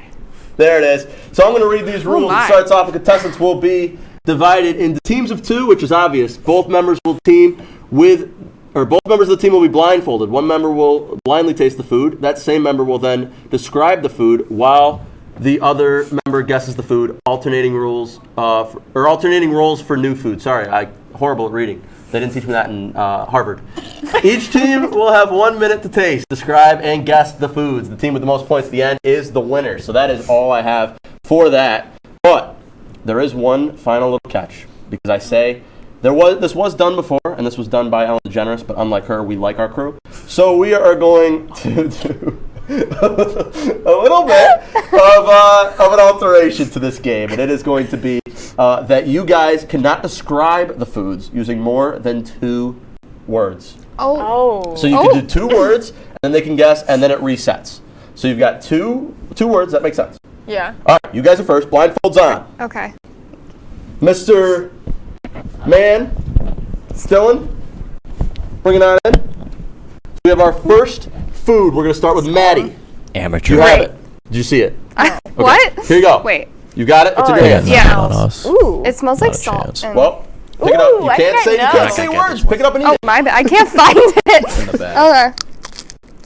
I know. 2 words. Okay. Crunchy. And. She said 2 words. She said Okay, crunchy. and it's not a word. I said crunchy. Guesses. Nope, guesses. Those are 2 words. It's a salt and vinegar potato chip. Lay's potato chip. That is correct. And it's ruffled. That is correct. It's Wow, not it's not ruffled. ruffled, No but point. that's pretty All good. right. She definitely saw it Your before. turn. She saw that before. This is rigged. Rigged. It's a spoon, Oh, so it's grab not where my rigged. hand is. I'm supposed to put this in my mouth. Put it. Yep. Do it. Hey yo. Dylan, we got 2 more. I'm so scared. Go for it. What they mean by that? What do you mean by that? Describe it.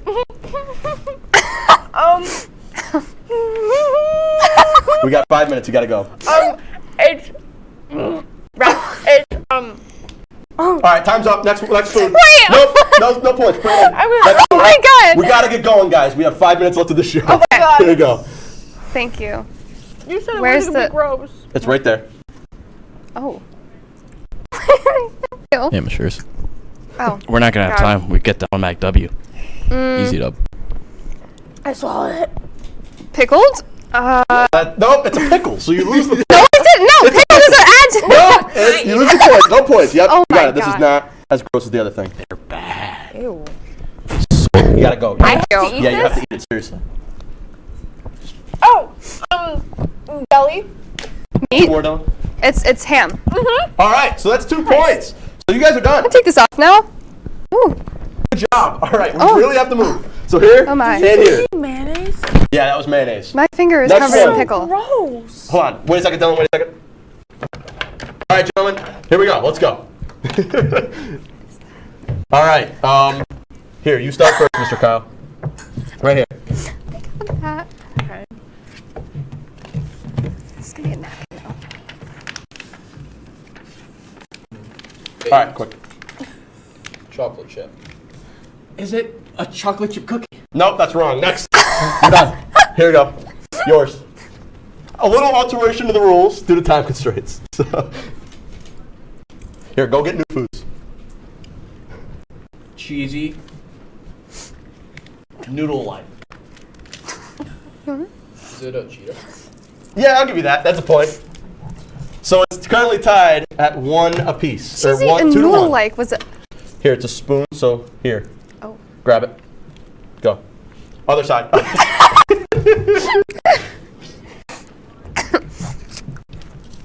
Tomato and vinegar. Salsa? Nope. Here you go. Final clue. This is for the game. This is tied. You got it. You got it. Orange dusty. Cheesy. No. All right. So the girls win. No! The girls win. Yes. We got to keep moving. So the reason why Pickle I'm was here, totally and the descriptive reason word. why we had I had the foods- Cheeto too. No, yours was flaming hot, but I gave it to you anyways. All right. So the reason why I'm here is because of that blasphemous show known as Cream Frige. I was able to get a little bit of a message from an insider. Let's take a look at that DM that I received right now. It was from somebody who wants to remain anonymous. Let's throw it up on the screen if we have it.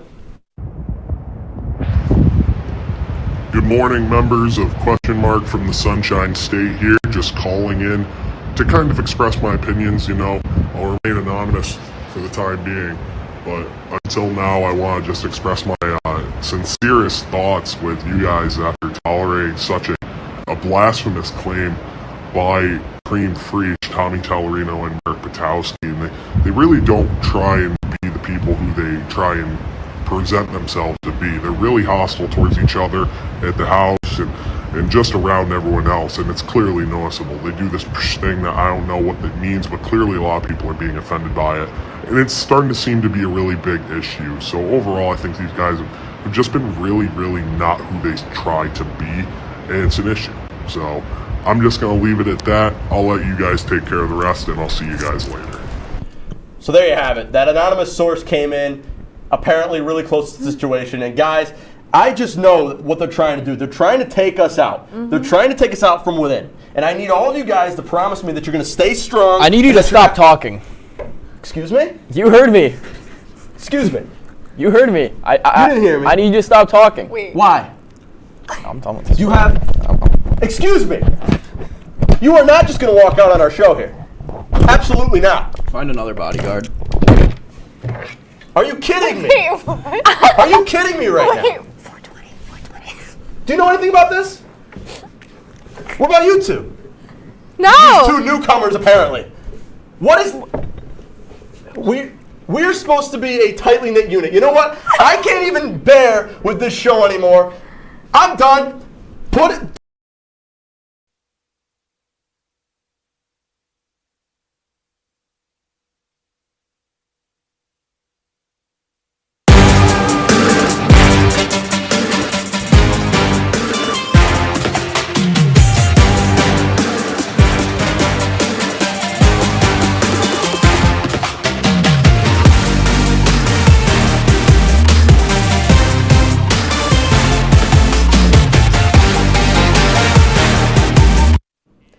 Welcome in, fresh from the Bama Breeze in the nation's capital. It's Turgeon Wakefield, which means it's Laker Connections right here on WTOP 10. I'm Thomas Turgeon, joined by Jared Wakefield, fresh from D.C. Jared, we're back from spring break, and it's good to be back. Yes, we're back from spring break. Some of us went to warmer places. Some of us went to, you could call it warm by Oswego standards, a little mild, but still a good trip to D.C. And Laker sports didn't stop. Thomas, we'll get right into it this week in Laker sports. A whole lot going on. All four spring sports getting into action over the past month. All four sports will be in action this past week as well as this upcoming week, but we'll go to the past and we'll start things off at the turf with some women's lacrosse, who has been in action quite a bit since we last came to air. Oswego having won 5 of their last 6 games, including most recently their first win against Nazareth since 1995 last night by a score of 14-7. Jared, this team is on the right track heading into SUNY play this weekend and started off with a good win on Wednesday. Yeah, I mean, it's been a pretty huge set so far for this women's lacrosse team. I mean, they have played extremely well. No surprises, Sela Wiley leading the team in points overall, 34 points, 21 goals, 13 assists. But as we were talking before the show, kind of the surprise story right now on this women's lacrosse team, Madison Davis and Isabella Lumbo, both, last year we saw Shane McConnell and Julia Quirk really locked into that 2 and 3 spot. But Davis and Lumbo doing a lot of work this year. Maddie Davis, 15 goals, 16 assists, pass first, 31 points. Lumbo not pass first. She's been scoring, pulled off a hat trick this past weekend against Nazareth. 19 goals. That's all you really need to say. Second in goals on the team behind Wiley, so the Lakers dominating offensively, and Kamai doing just enough in that to keep the Lakers in. And she's had a few spans where she's had multi-goal games and hasn't not gone a game without a goal. So that's been huge for Lembo so far this season. Not to mention, you look at this women's lacrosse team, one difference compared to last season, they have 3 goaltenders to work with this year. You have Kamai, you have Nicole Ahern, and then you have Elena Erikovsky. So in reality, you have a lot of options to choose from on your offense, on your defense, defense, and even in between the pipes as well. That's very true. Although though they do have options, I see it tough as this team going away from Sarah Kamai. She's been very good this year. 6.51 goals against, 554 save percentage, pretty good by lacrosse standards. So Kamai playing really well and looking at free positions. I mean, opposition only 25% on those free position shots. Oswego over 50%. Absolutely. I mean, you look at this team overall; they've done very well. But on the other hand, the men's lacrosse team, a little bit of a different story, Jared. It's been an interesting one to start off the year for the Oswego State men's lacrosse team. They took a win in their only game of the week. However, that wasn't supposed to be the only game. A matchup against Stockton University on the road, slated for Saturday, was canceled. Corey O'Connor and Max Brodman netted a pair apiece in a win over Utica University, while Jack Delaney tallied a goal and 2 assists. Turge, a big victory for the Lakers over the Utica Pioneers, helping to right the ship a little bit. Yeah, it was what kind of we expected out of this team. They beat Utica last year. They did the exact same thing this year. Offense struggling a little bit so far. Gavin Elston, 7 goals so far in those 4 games, so he's done very well. The one question mark is, though, who's going to be that secondary scoring? Last year we saw a couple people. We saw Elston, we saw Weston Gray, we saw Ryan Eccles now on the team this year. So who's going to be that one to really fill in that spot? On the other hand, Aiden Kenyon in between the pipes again this year. The senior has done very well for them, but it's a new coach. You have Andrew Daly coming in, and the 3rd new coach in 3 years since the pandemic. A lot of different systems being implemented over the years, from Drew Bezek to Sean Eccles to now Andrew Daly. So a lot of changes with this team moving forward. Yeah, I was going to say, it's very difficult to establish a strong team that's going to compete year in and year out when you have a head coach in carousel. It looked like last year Sean Eccles might have been around to stay with his brother Ryan on the team as well. They're both gone now, so effectively a brand new start for this men's lacrosse team. And the 3rd one after the pandemic, it's almost like the pandemic's lingered for them a little bit. But, I mean, Gavin Elston, 10 points this year. Corey O'Connor with 7. They're finding it, and they're getting shots on. Elston, 41 shots this year, and the goaltending's been solid, 548. Not bad from Kenyans on the save percentage side, but we'll just have to see what happens as they get into SUNYAC play. We'll have to see what happens. And before another team gets into SUNYAC play, baseball had an eventful time, but they were a little bit someplace warmer as we take a trip down to the Sunshine State, where the baseball team was also in action over spring break with numerous contests throughout the week. The team opened up against William Peace with a loss before stringing together 4 straight wins and then kept off the trip with 2 more losses. Not to sense a trend, Jared, but this team has not really showed up early in the season, and they seem to be missing a few key nuts and bolts moving into SUNYAC play. Yeah, I would say so. And, part of that, Thomas, is just, they'd lost so many seniors. You lose Paul Tamara, Ryan Enos, Kyle Loria, all top-tier D3 baseball players. 2 of them, Enos and Tamaro, go D1 for their grad year. So that tells you about the talent that was on the team last year. They both hit around 400, 500, and they both hit for some power. And this year they haven't had that Owen Parliament, the transfer in from Binghamton. He's been good, a 341 average, 3 home runs so far this year, slugging .695 and on base 48%. That's pretty good. That would have put him about 3rd or 4th on last year's team, but then everybody from there in the 200 range and not slugging very well. A lot of contact hitting, which isn't a bad thing, but got to hit the ball pretty hard here to get over some of these high-ranked Florida teams. Not to mention you also are losing a couple key minds on the pitching side. You have Kieran Finnegan, who is really good, and you mentioned Enos, Weiss, Tamara, Olsen. The list goes on and on. They really lost a lot of key guys with this team last year that made a solid run, and they've got big tests going ahead into Cortland, which we'll touch up on a little bit later. But you look at Owen Parliament. He came in early as a transfer from Binghamton late last semester. I think he's really going to be key for this team moving forward. Absolutely, and another problem for the Lakers as well, as you mentioned, that pitching. That pitching has been an issue.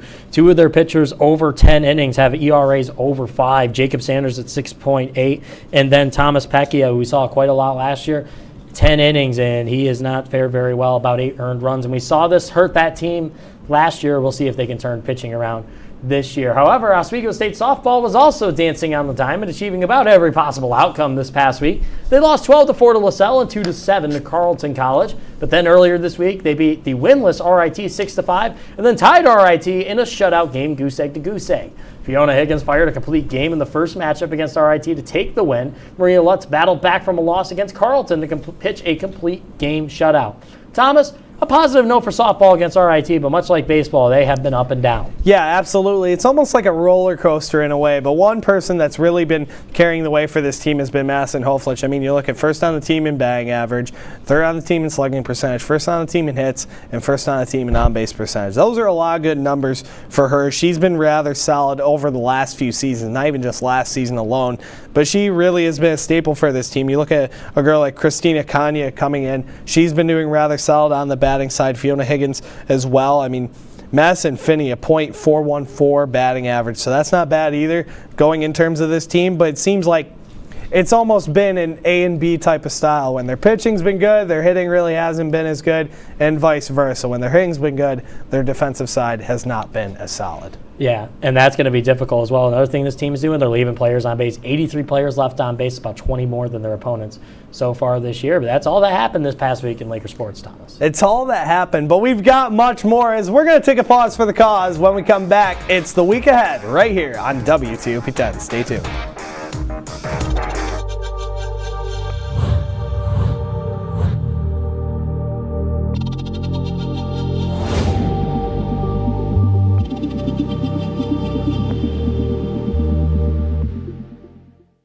Say, President Stanley, whenever there's bad weather, who would you turn to? I'd turn to Storm Team 10. No, right but you've here. got to say it like this. Storm Team 10. Say it with me. Storm Team 10.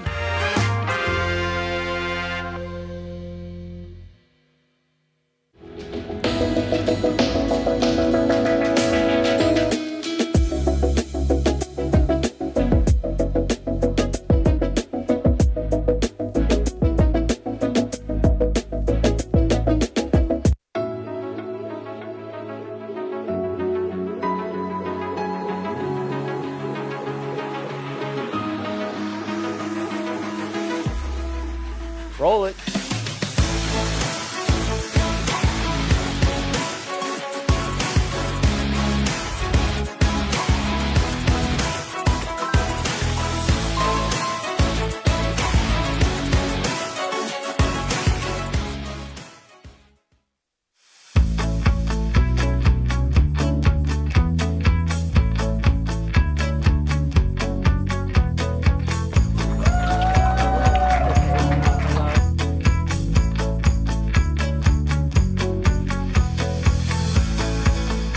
Jill told me it was Kitty from Glee. Yeah, what is it? Al Roker.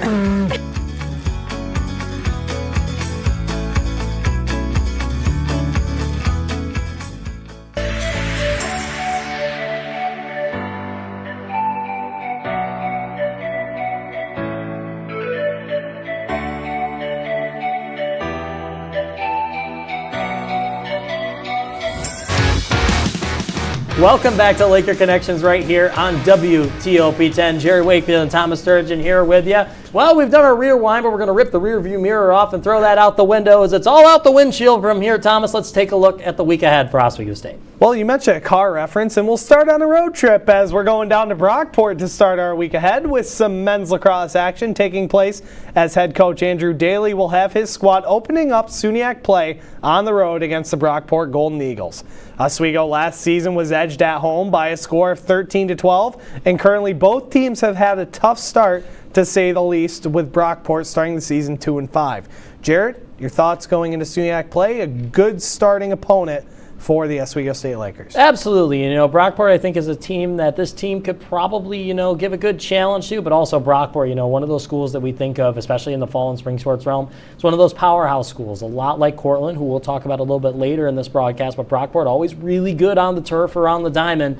Men's lacrosse team, no exception. They've been pretty solid the past couple years. Not quite a super top-level program, but they've been able to compete with a lot of teams up and down the SUNYAC. A tough start for them, but obviously for them, they know that they beat Oswego in their one and only meeting last year. So they'll march into Tuttle over at Brockport. I'm getting my roads mixed up a little bit here. But they'll march into their home turf expecting a win. Yeah, absolutely. And you look at this green and gold battle between Brockport and Oswego over the last few times that they've met, whether it was last season, whether it was the season before, really a competitive matchup between these two teams. They're rather close. Last season was a one-goal game, and a lot of those games last year was really one-goal games, talking with head coach Andrew Daly, Gavin Elston also said they were really, really close. They were just a couple smidges off from being where they want to be in terms of a team, in terms of standings, and then moving forward as a program. Absolutely, and for Oswego, huge opportunity for them to try and find a little bit more of that goal scoring. They're going to need it against these SUNYAC opponents because especially these SUNYAC cross games are notorious for being high-scoring games. If they're not going to be able to beat goaltending or just find a way to get good ball movement and move it around, get good in their systems, they're really going to struggle in the SUNYAC this year. So a huge game coming up for men's lacrosse. But let's move over to women's lacrosse as they will keep their hot streak rolling as they take on the New Paltz Hawks and the Fredonia Blue Devils. These are, like men's lacrosse, the first SUNYAC matchups of the year for the Lakers. Oswego beat both of these teams in the final SUNYAC standings last year. Oswego finished 5-4 in conference. Thomas, with how much the Lakers are scoring, this needs to be a pair of wins because Oswego could be in the talk for a SUNYAC chip chase at this point. I kind of agree with it. I don't say it's completely a SUNYAC chip chase, but I do agree. This team has had a lot of offense to start the year. And Fredonia and New Paltz have been two teams where Oswego has had their number in the last few times. But you also have a lot of that offense that we talked about earlier in the show with Lembo, with Wiley, McConnell, Fierro, Quirk, Davis. The list goes on and on and on. You have a lot of offense, but the thing is you got to keep the ball out of your own net. I mean, Kamada's done a very good job. That game against Nazareth, they played really chippy. And that game against Clarkson, the thing is, on their home turf, they kind of started off rather flat, being down 7-1 against Clarkson early. They really just couldn't get the comeback going. So I think this team's got a lot to work on. I do think they've got a lot to work on, but something that is a positive note for me is that they're down on turnovers this year. They've got 100 turnovers so far this year. Opponents have 134. They're doing well on getting ground balls. Sela Wiley with 41 ground ball pickups this year. 145 total for the team. That's 42 more than their opponents. So basically, in layman's terms, they're playing pretty good defense, and when things get a little chaotic, they've been coming out the victor overall. So it'll be interesting to see if women's lacrosse can keep the hot streak going. Two huge games early in the season against two opponents that they rather should probably get the better hand of. They should. We'll take a little bye-bye to lacrosse, and we'll send things over to the Diamond now, where the softball schedule seems rather light this week, as they only have a doubleheader set for next Tuesday against Houghton. The Lakers softball team currently has not had the start they intended while down in Florida, but look to turn it around with their first game on their home field this season. Jared, a non-conference opponent yet again for the Lakers. However, one of the people that has been influential for those non-conference games has been Fiona Higgins, and she's going to have to be really good in that doubleheader. Yeah, she's absolutely going to have to be. I mean, Fiona Higgins is by far easily the ace on this program. 54 strikeouts on the year so far, 4.42 ERA through 31 innings of work. Batting average against of 228. So not a bad batting against average, but she's been hit pretty hard against when she's been hit off of 6 doubles, 3 triples, and 2 home runs. It'll be interesting to see if we see Maria Lutz get some work, a 3.84 ERA through 27 innings of work. She's given up more hits, but less earned runs, thus left more runners stranded out on the base path. So Thomas,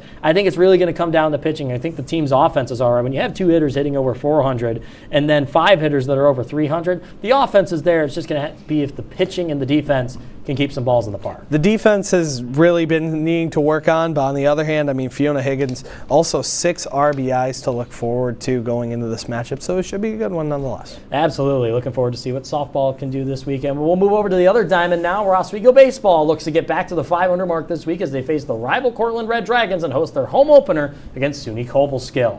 The Lakers will look for key wins in that triple-header against Cortland, ranked 19th best in the nation.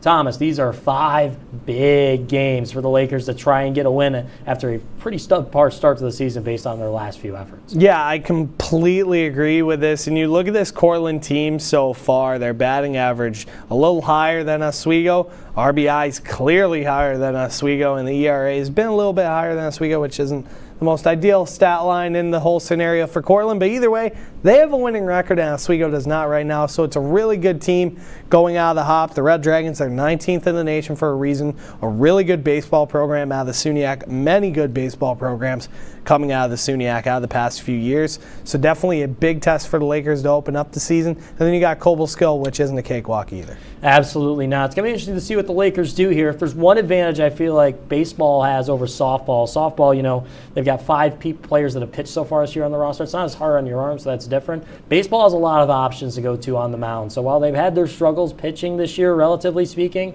if one option isn't working, I mean, they've got more than double-digit options to go to. Someone's going to get hot at the right time, and the Lakers Lakers will be able to eventually shore up that 3-4-man rotation and a good 3-4 options in the bullpen. And then a couple backup options pending injuries or tiredness. A lot of games that baseball plays this year. 5 games this week, so it's interesting to see. Cortland's had a lot of good pitchers and a lot of good offense over the last few years, but we'll take a break from that. When we come back, it's the final edition of the Wheelhouse Wire coming up next on WTOP Kentucky.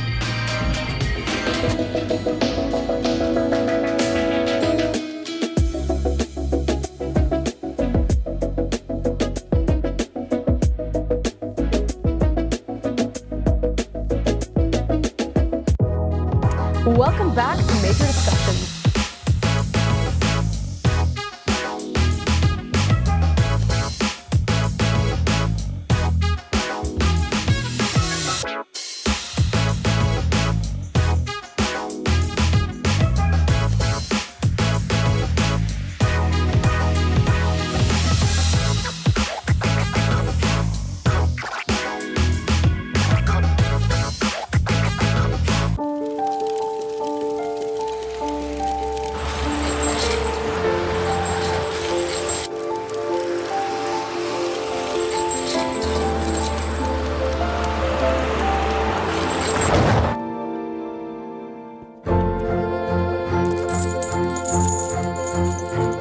Did you know dragging chains can spark a wildfire?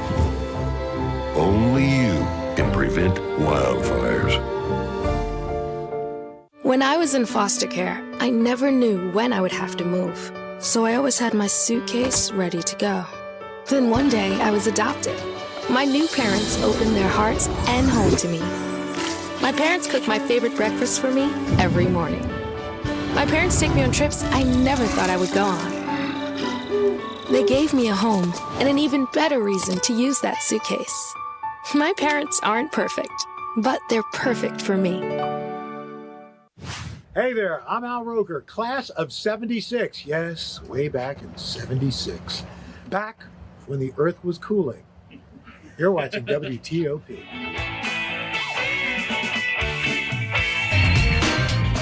Welcome back to Laker Connections. And Jared, last time we chatted here at the desk, there was some men's hockey in the near future, but now the past is the past.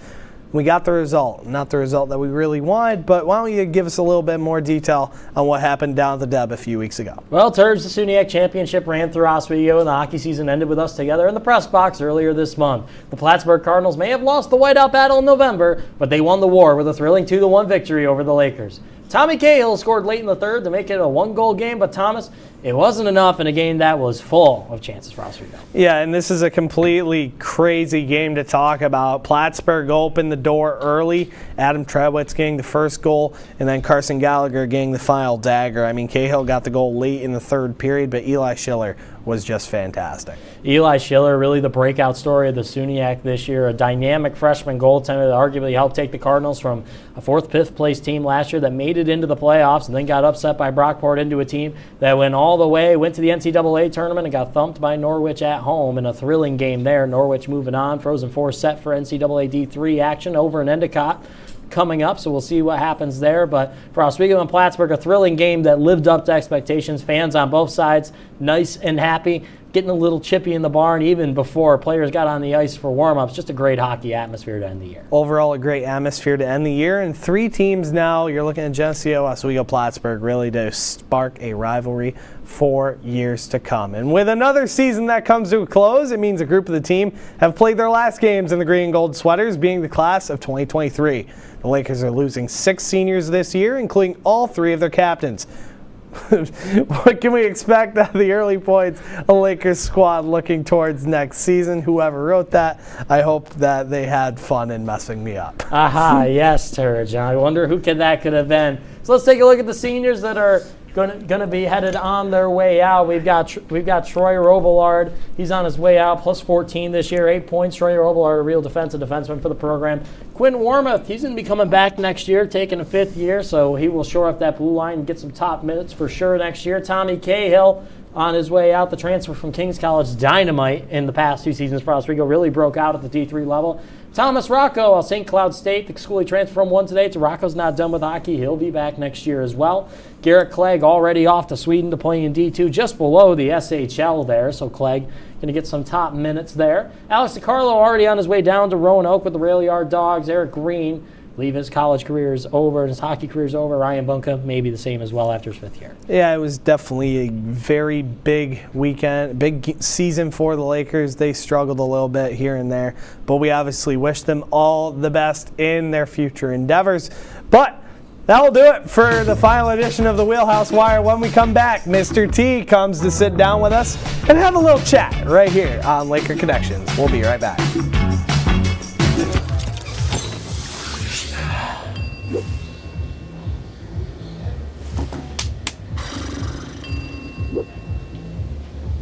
If you need to do something to feel okay to drive, you're not okay to drive. Don't drive buzzed.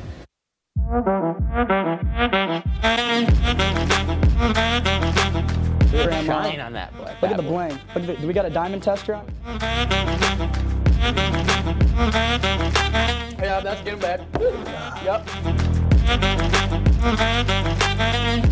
10 out of 10 recommend on Yelp.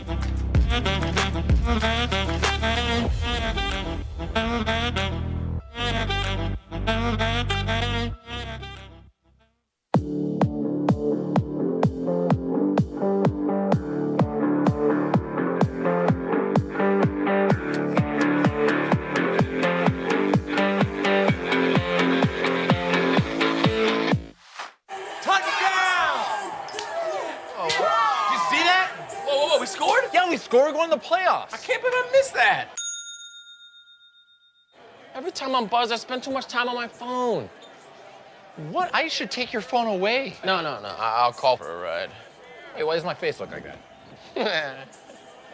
I'm playing with these new face filters. Okay, you know what?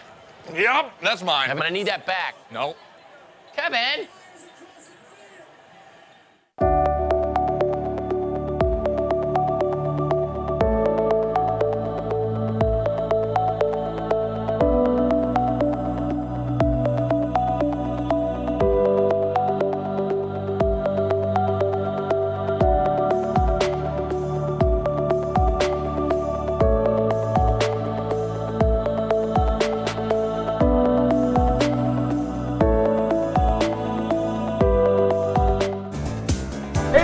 Welcome back to the only show covering Laker sports here on WTOP 10. I'm Tommy Tellerino. It's time for the fan favorite segment, Laker Showdown. These two gentlemen will duel back and forth with the might of Zeus to see who has the superior knowledge in Laker sports. You boys ready? I'm ready. Already 0-1. Let's get this show on the road. Starting things off on the diamond, the baseball team just finished their Florida trip over spring break and will head into SUNYAC play tomorrow night. Last year, they were able to finish first in the SUNYAC during the regular season, but couldn't pull it off in the championship. Guys, how do you think this season is going to go? Do you think we can go back-to-back or not? I'll have Jared start this one. I usually let you start. I'm sorry. That's fine. You know, obviously I want the best for the baseball team and everything, but right now I don't think this is a team that makes the SUNYAC championship. I think right now, I think they can make the playoffs. I think they could, make the playoffs and have some level of run. But right now I don't think they make the championships. And honestly, I don't even think it's the pitching. When you got 4 pitchers below a 3 ERA, you're doing okay. You can work with that. And other pitchers that are able to put in a lot of length with Finnegan and Danielek obviously having about 30 innings together and being below 2, that's pretty good. But they need hitting. They only have one player above 300. You got to get some more hitting. I disagree. I think they have a chance, but they need, like you said, they do need a little bit of hitting. But on the other hand, if the hitting's not as good, your pitching can win you a game. Your pitching can steal you a game, and that's what you need out of this team. You need a couple of those games out of Cortland, out of Brockport. 2 of those teams that have really been a tough test for you. You need that defense in the field, in your pitching. Your batting will come with time. It's also very, very early in the year. They're opening up their SUNYAC, so on the other hand, it's a little tough to say, but I think you got a lot of optimism with this team going in. I mean, the scores have been all high. I'm glad that you've brought up pitching because I believe pitching is one of the most important things in baseball. If the pitching stays like that, I think I got to go with Turge on this one. Because the hitting, I think, is easier to fix. When you got shaky bullpens, it's very hard. And shaky starting pitching, even worse. Just look at the Mets every year. They always break down. I'm sorry. It's okay. I accept. I accept. Picking things up on Lakers turf for this one. The women's lacrosse team is on a roll right now, 5-2 record. They have played all their games out of conference so far and look to make an impact in SUNYAC play for the rest of the season.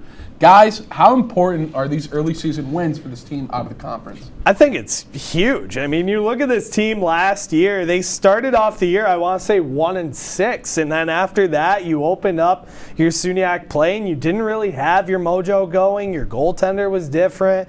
You had some systems that weren't really working and you were relying mainly on 2 people. Now you're looking at more close to 5-6. But overall, I think it's huge. I mean, you open up this weekend against 2 opponents that it's going to be a close game regardless. It's not going to be a team like Geneseo or Cortland who's really had the better hand of your program over the last 5-6 years. But I think it's going to be crucial for this team moving forward. I think they're big. You can't understate the importance of winning really early in the season, because when you win early in the season, obviously, as you said, it builds your mojo. But I think there's still some things that the women's lacrosse team can improve on. I mean, we saw in that Nazareth game before they pulled out to 14-7 late and really put on the afterburners. There were some pretty defensively shaky moments and probably a couple goals that weren't Sarah Kamide's fault that probably shouldn't have gone in. But Britt Howard's done a good job with the team so far. So I have confidence in it. But, you can almost put those games in the rearview mirror and kind of treat those as like a nice tune-up for the SUNYAC play. These are the 2 games. This is where your season starts. I'm going to be honest. I agree with both of you. I think I got to give you guys a tie on that one. I really do. You guys, both made great points. So I can only tie. Yeah, no, you can only tie at this point. I'm sorry. Yeah. But, I mean, you guys both made great points. You guys kind of both talked about momentum. I can't give you guys I can't give you guys both an advantage. But last question. You guys both like hockey, so we're losing all the captains. Who do you guys think will be captains next year? Oh, wow. Jared's got to start off here. Okay, this is a really tough one because, you look at this roster and Ed Gosick and John Whitelaw really try to bring in guys that are, role models. They are role models on this team. I think one of your alternates could be Daniel Calabufo. He's come into this team. He's had a really big impact, good things in the locker room so far. Right now, honestly, I feel like you could see Shane Bull or Tyler Flack being in those roles. Tyler Flack, a real level-headed guy, very smart on the ice, makes smart decisions, calm, cool, collected. I could see him being a leader. I'm at a loss for words because you literally took both of mine, so that's cool. But either way, I'm going to go with a curveball, and I'm going to go Ryan Dickinson. He's the lighthearted guy in the room. I feel like he keeps everyone in check. He kind of leads by example on the defensive end. He's been really strong on the defensive core, so I'm going to go with Ryan Dickinson, even though Jared took my 1 and 1A, so it's cool. I feel like he gets an A in the Robillard role. Probably. So, you guys, he did take your answer, so I'm going to have to give it to Jared. Bravo. But you guys missed the dark horse. I was going Merrick Batowski, I'm not going to lie. For Oswego captain. I saw those backwards crossovers when I went skating with him last time. I think he's getting ready to come out of retirement. It's prime time. He might be just back in action for the Lakers next season, so we're going to go away for a week. Chloe, do you know what time it is? I don't know, but it's getting kind of late. The Kinda Late Show with Chloe and Anna.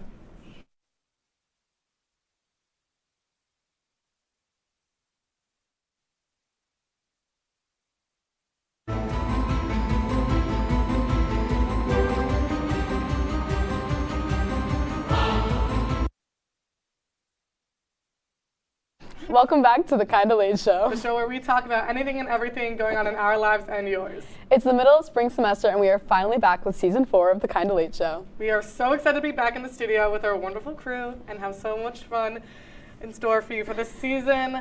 But first, of course, we're going to start with our life updates. So, Anna, how is your semester going so far? It's going. Okay. There's been highs, there's been lows. Got invited to join the Communications Honor Society, so that was a slay. Go me. Slay button. And I'm doing good in my history class, which is a rare occurrence. I'm horrendous at history, always have been, always will be.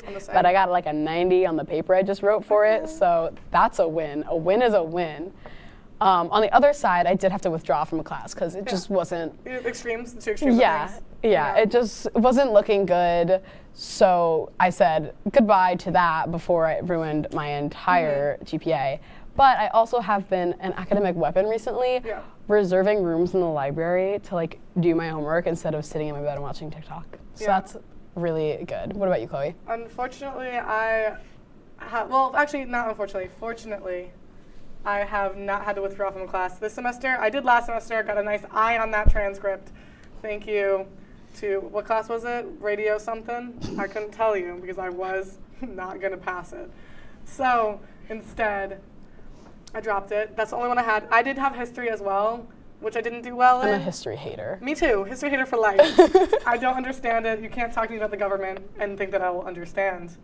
But this semester for me... Just like me for real. Yeah, twins. This semester, I've been really busy. I'm taking more classes than I think I normally have, or just the same amount, but they're all in like person classes. Well, last semester I had like 2 online ones. One of those I dropped.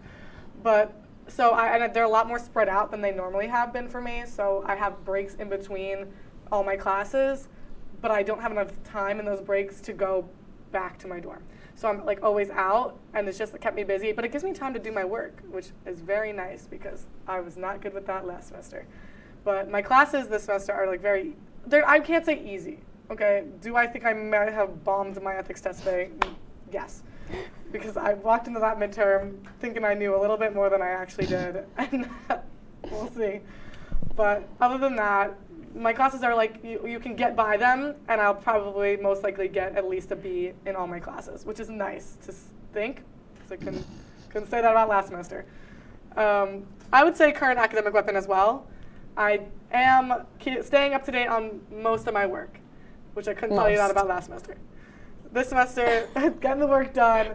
On top of it, I actually get to enjoy my days not having late homework, which is a really nice thing to do. And I did finish a class that I was taking last semester.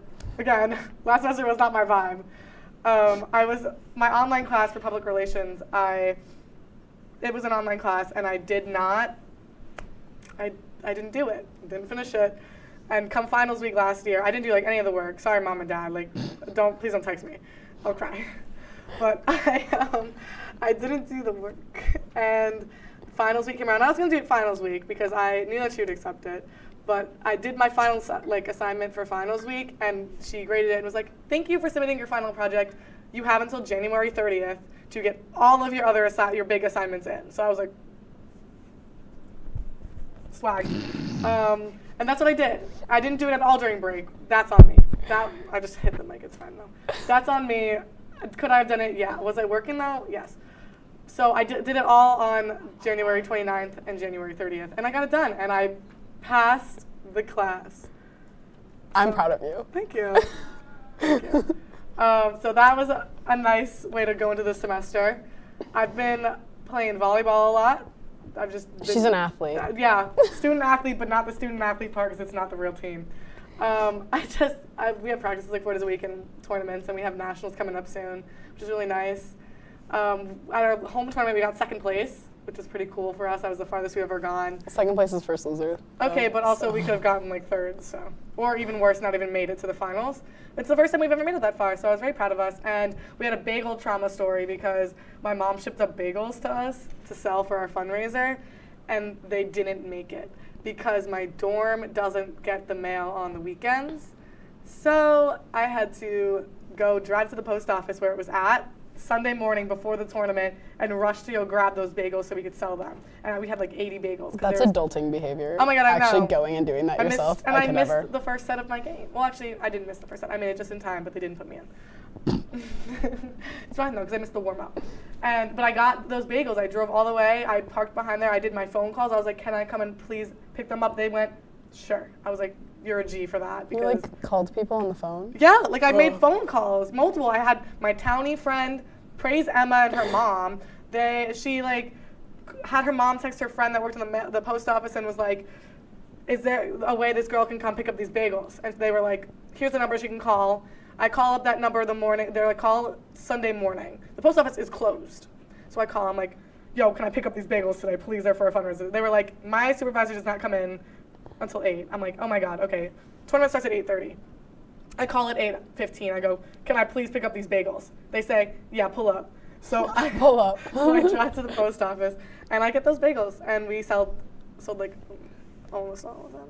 Not all of them. It was everybody loves the Long Island bagel. It was a tough sell. Yeah, no, we love a good Long Island bagel. It was a tough sell though. Nobody was wanting to buy those, but I gassed with my friends, so no worries at all. I got a new piercing this semester. It's up there. You can't see it though. Sorry.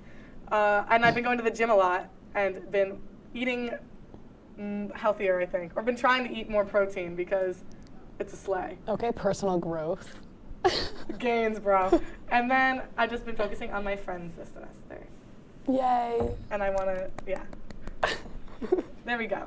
But we haven't had the chance to talk to you guys in a while, so stay tuned because after this break, we're going back in time to talk about our winter break now. So to bring in this new year. See you then.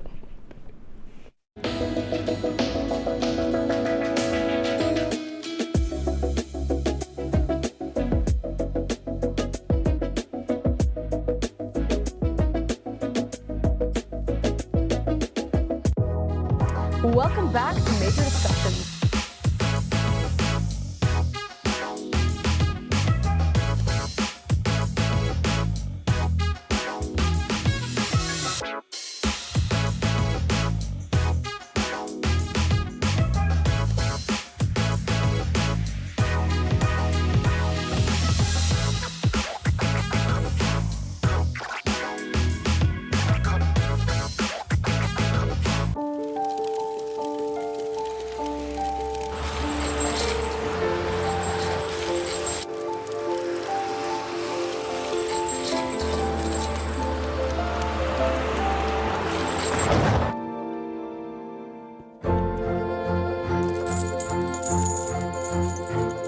Did you know dragging chains can spark a wildfire?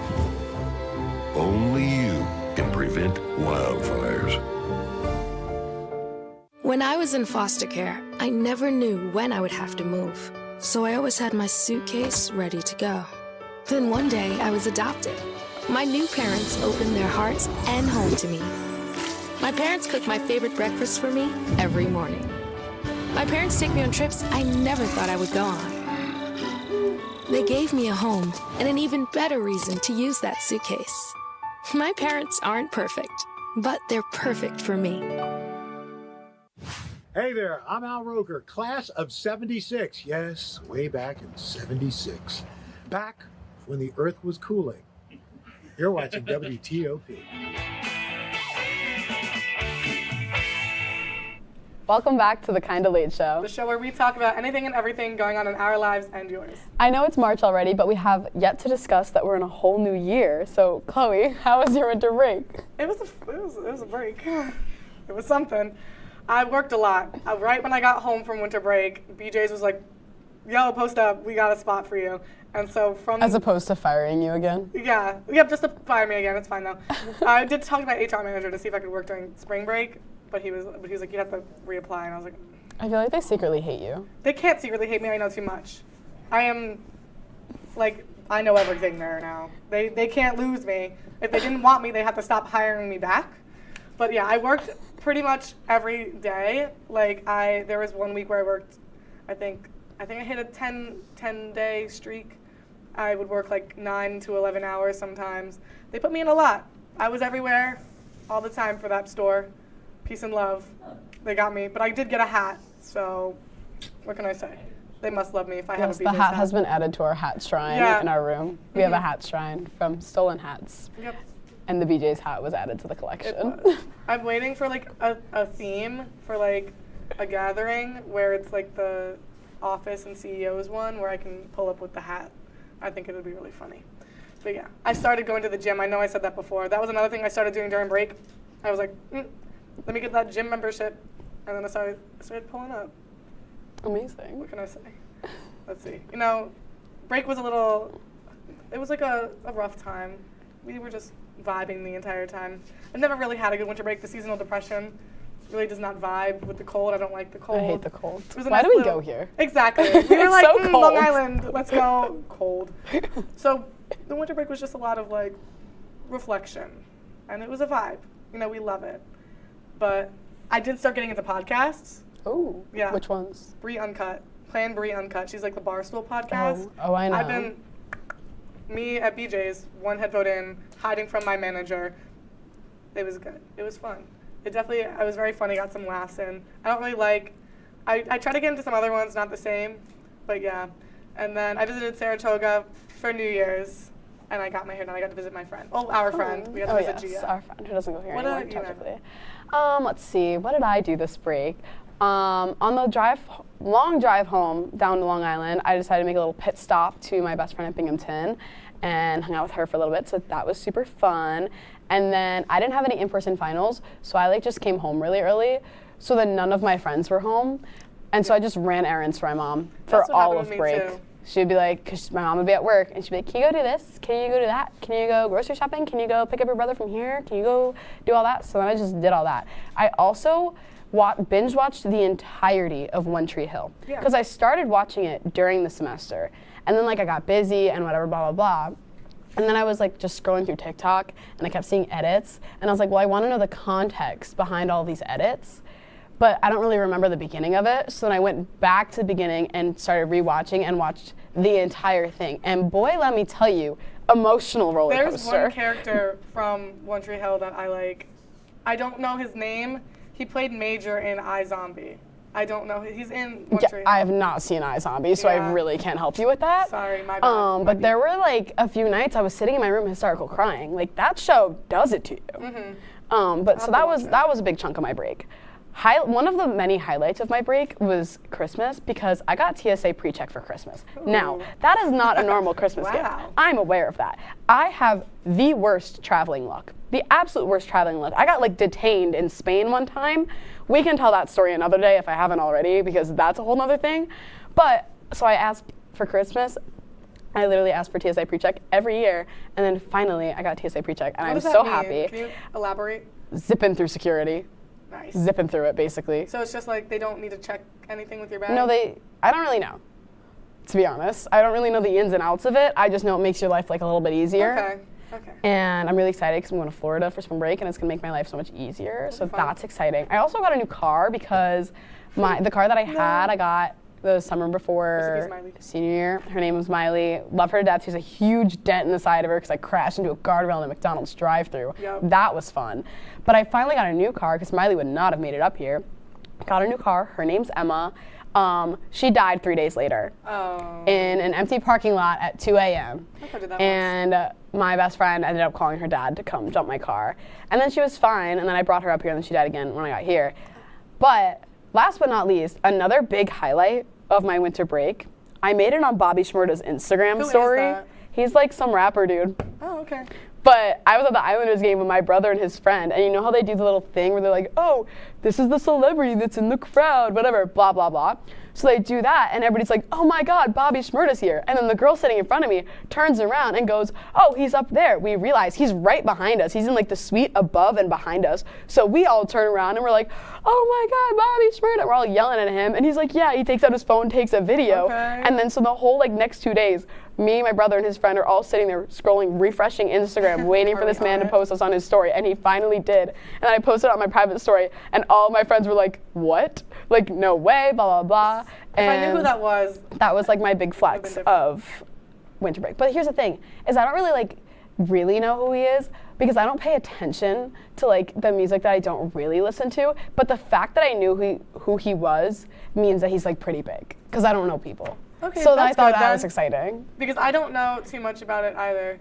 But running back to the show part that you were talking about, I did the same thing with the show BoJack Horseman, was because I would keep seeing it, and then But so also winter break, New Year's resolutions. Yeah, this was, for the next one was what do you want to happen with this semester? I'll start, obviously. I'm kidding. I want to stay on top of work, because the way in which my stress and anxiety are so much less just solely because my work is done. And that I'm not thinking oh my gosh, I have an assignment due that was due a week ago, I had to get it done. The fact that there's no work that I have to do currently right now, life is pretty good. I need to get my driver's license again. Not saying that I lost my actual driver's license. I just don't know where the copy of it is. I lost it when I came to school here last semester. So I need to get a new one because I couldn't vote. So I couldn't vote for anything, and my dad needed a picture and I couldn't give it to him. But yeah, what is some of your resolutions? Well, I want to stay more organized. school-wise and just life-wise, like my room's always a mess. I'm trying to be better at that because I don't know if you've seen my room lately. I've kind of been keeping it clean. I cleaned my desk finally. Oh my God. That was a big issue in my suite. Everybody would look at me and be like, Anna, something needs to be done about your desk. Finally cleaned it. We'll see how long that lasts. Trying to stay on top of my work, and that's why I'm like booking those like library rooms. Like that, honestly, best decision I've ever made because I grind in those rooms. Like I'm there, I'm laptop open, AirPods in, getting stuff done. Also, important goal for the semester, I want to make Dean's List because I made it first semester freshman year and it's just been downhill since then. Absolutely downhill. So we're trying to get back up there. Get back up there. That's the goal for the semester. And then also, I have a spending problem. I go shopping, I go online shopping a lot. I do, my favorite brand. But I want to spend money on experiences instead of things and just live life. So I'm going to buy a lot of concert tickets. Yeah. That's what I've decided. Honestly, I love concerts, so there's nothing wrong with that. But enough with what we want for this semester. We're moving on to a little activity after this next break. So we'll see you then.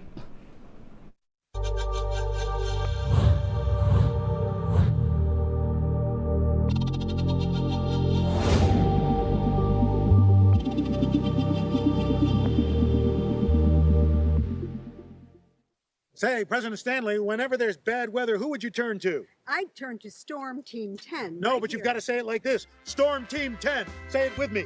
Storm Team 10.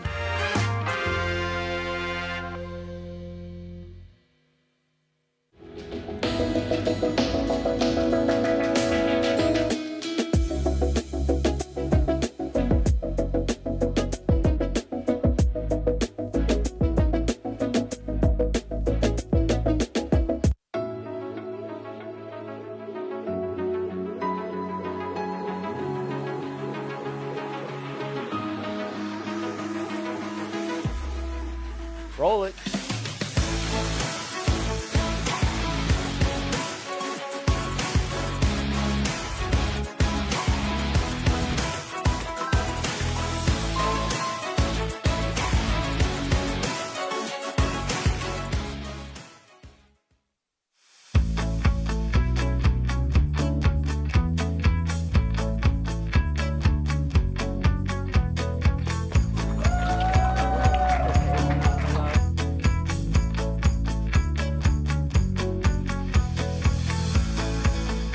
Jill told me it was Kitty from Glee. Yeah, what is it? It's Al Roker.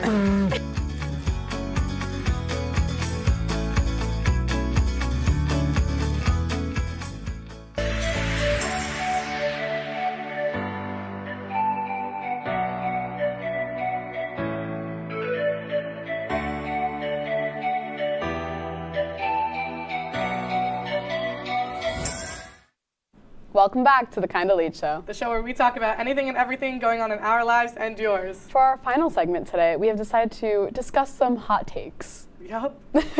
Now, for starters, our first hot take was, I'm trying to remember, Marvel. Oh. Yep.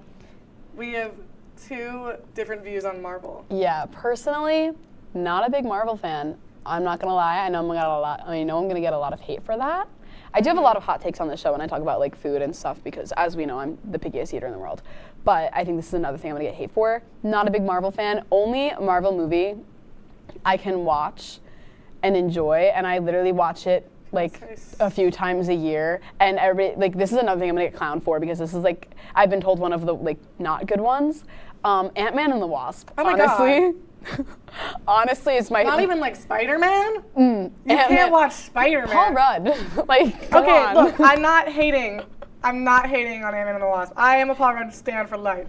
I had a Paul Rudd phase where I watched all of his movies. That's what happens every time a new Marvel movie comes out. Whoever I want to obsess over in the character, I then binge watch all of their movies. Right. Okay. I love Marvel, and the fact that you can only watch that one is really disappointing. How could you not Tom Holland Spider-Man?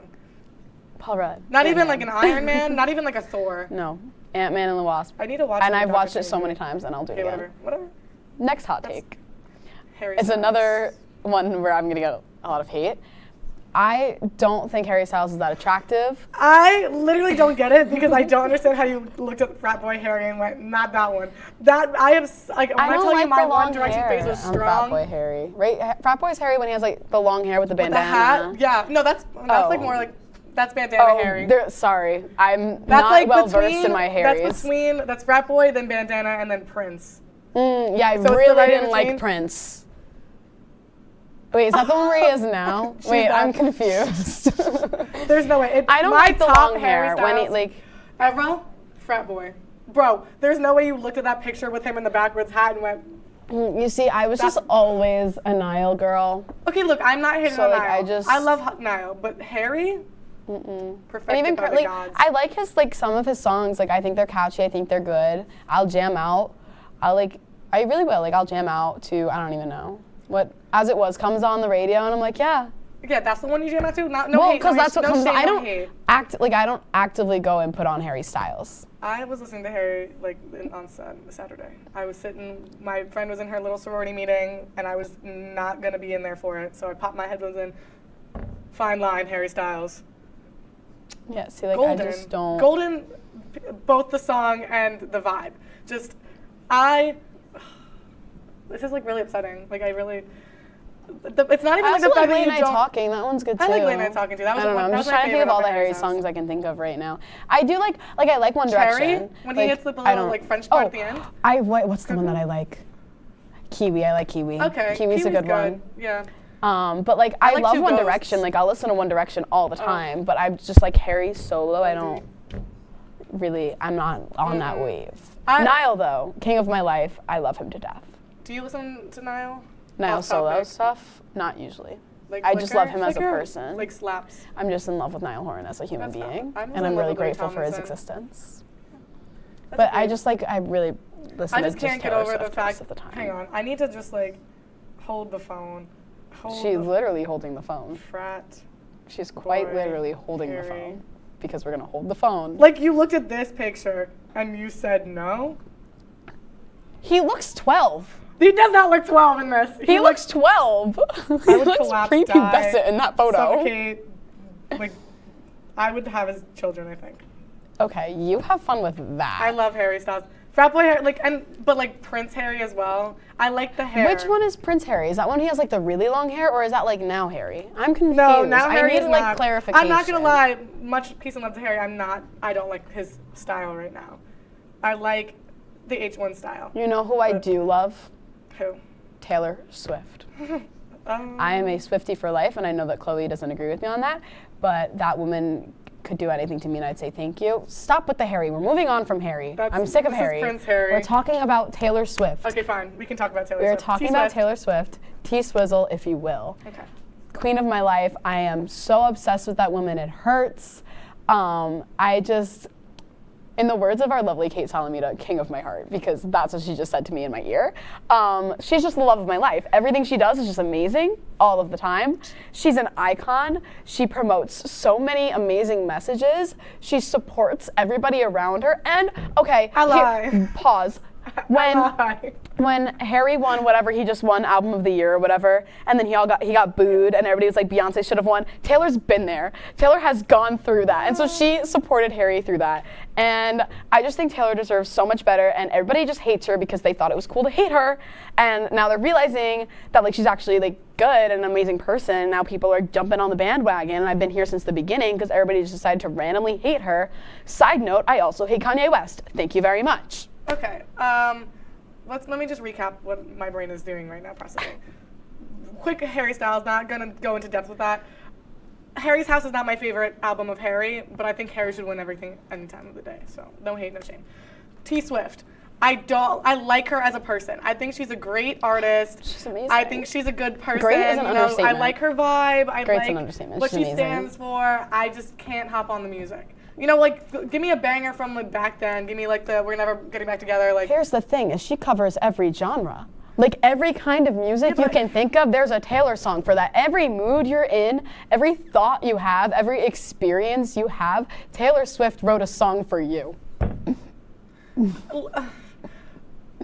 I'm not wrong. You can't even fight me because I'm not wrong. I know I'm not right. I think she has like a good song from each album, but I can't hop on that. A good song from each album? That just caused me actual physical pain. Like, I think like one song I could definitely be like, okay, a vibe. But the entire album? I didn't watch the All Too Well music video. Oh my gosh, story about Chloe. Last year when All Too Well 10-minute version came out, all of my friends, like we would all just listen to it in the car on our way to Walmart. We established that Walmart was one All Too Well away, and we would listen to it every time we went to Walmart, and Chloe kept yelling at us to turn it off and put on an actual song. And why would I want to listen to the song? Why would you want to listen to a song 10 minutes long? Because it's that good. Like, I don't know what to but tell like you. 10 minutes just is like a lot from my brain. So that sounds like a you problem, like, and not and an also us I didn't problem. watch the video, and like I never understood. Who is All Too Well about Jake Gyllenhaal? Yes. Okay, maybe I'll watch it because he was in a Marvel movie. Well, I'm sick of Chloe's incorrect opinions, so we're gonna wrap this up. Okay, well, before this turns into a full-blown physical fight that ends the Kinda Late show for good, I think it's time to wrap up tonight's episode. Yeah, we might need like an extra long break after this one. one. We might need like a spring break to come up and, give us another week to just all the animosity right now. So thank you for tuning in for tonight's episode. And with spring break being next week, Scott and Kate's show the week after that, we will see you in, 3 weeks? Yeah, about. I hope you don't miss us too much. Well, to solve that problem, you can just follow us on our socials. Our Instagram is WTOP Kinda Late, and then from there you can follow us on all of our other socials. So again, thank you so much for watching. Make sure you tune in every other Wednesday at 9:30 for more of The Kinda Late Show.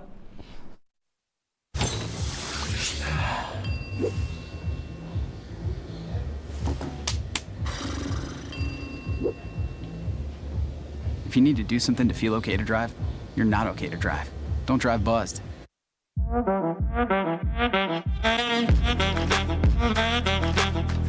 Shine on that boy. Look at the bling. Look at do we got a diamond tester on? Yeah, that's getting bad.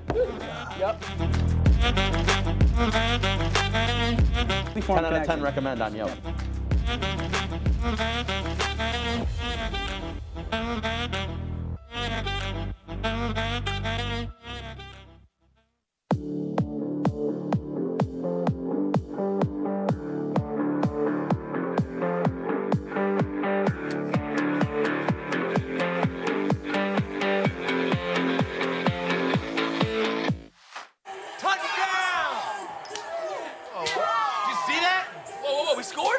We're going to the playoffs. I can't believe I missed that.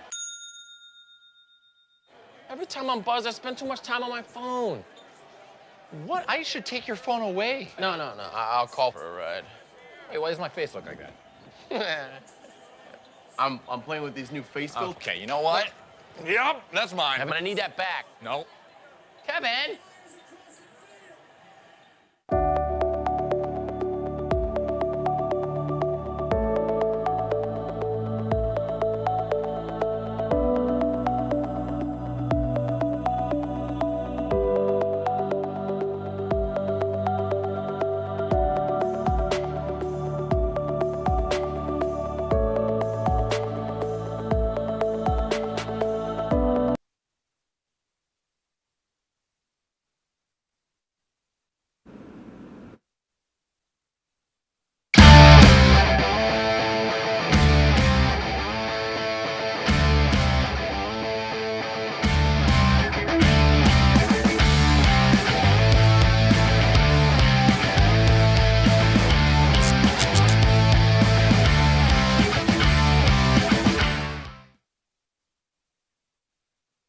Welcome to Stick to Sports. I'm Joey Pulatsky. And I'm Zach Malamuth. Today, the Yankees advance to the ALCS. Tennessee takes down Alabama, and the NBA season gets underway. The New York Yankees advanced to the ALCS with a 5-1 win over the Cleveland Guardians in Game 5 today. Giancarlo Stanton launched a 3-run homer in the first inning, Aaron Judge added a solo shot, and Nestor Cortez Jr. tossed 5 shutout frames off of just 3 days rest. Zach, what were some of your takeaways from the ALDS, and how are you feeling about the Yanks going into the ALCS? So a lot of people are going to say that this series was pretty difficult for the Yankees, and I agree with them. It was, but they would probably expect more from the Yankees. In this situation, I mean, it's a good Guardians team. It really is. They're a really, really solid team, and they put up a real good fight against this Yankees team, and they made the Yankees work. I think my takeaways, I need more hits from the Yankees in the ALCS against Houston, and then I'll be okay with it. But I'm probably the most optimistic I've been in a while about this Yankees team, just based on the rotation that they have versus recent years against Houston where they lost. I think the pitching rotation this year is really, really dangerous. This Yankee team did what I was expecting them to do. The old saying, ball go far, team go far in October. It's really that simple. Giancarlo Stanton, Aaron Judge with the big blast today. Harrison Bader with 3 across the series. And at the end of the day, it comes down to the pitching. Garrett Cole with 2 massive starts. Had to know he was coming around. His big weakness has always been giving up the home run ball. Cleveland just doesn't do that. That plays into Cole's hand. Nestor Cortez Jr. with a couple of real solid outings. And the entire lineup, Bader, Judge, Stanton, the whole team getting it done. Aaron Hicks goes down today. Not sure how much that hurts them going into the ALCS, but I'm personally real confident in this Yankees team going into the CS. The bats are this hot. The pitchers are shoving. Severino's going to level up as well. Feeling pretty confident about the Yankees right now. Go Yankees. The Philadelphia Phillies and the San Diego Padres will meet up in the National League Championship Series starting tonight. This is the Padres' first championship series appearance since 1998, after they took down the mighty Los Angeles Dodgers in the previous round. The Phillies returned to the championship series for the first time since 2010 after taking down the world champion Atlanta Braves. Joey, how shocked are you that both of these teams advanced in the last round?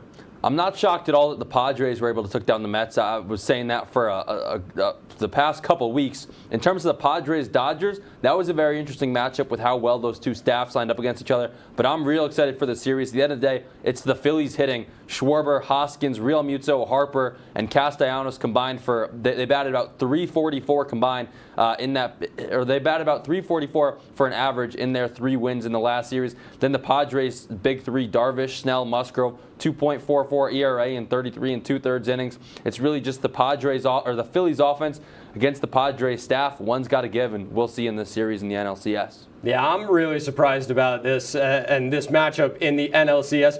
Probably less surprised about Philly, because I think a good team like Philly, especially in the crowd that they had in both of those games, it was pretty obvious that they were going to end up beating Atlanta. But the Dodgers went 1 for 21 with runners in scoring position against the Padres, and the Padres bullpen 1 run in 16 innings pitched.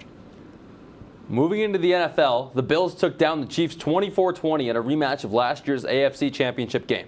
The two teams showed how evenly matched they are in the new season, as the game was tied after each of the first 3 quarters, but ultimately ended with a Josh Allen touchdown pass to Dawson Knox and was sealed by a Teron Jackson interception. The Bills were the first team to 5 wins in the AFC, but Zach, if you're a Bills fan, what's your confidence level in this team after Sunday's win? I don't think the confidence really changes for Bills fans. They did win in Kansas City in the regular season last year.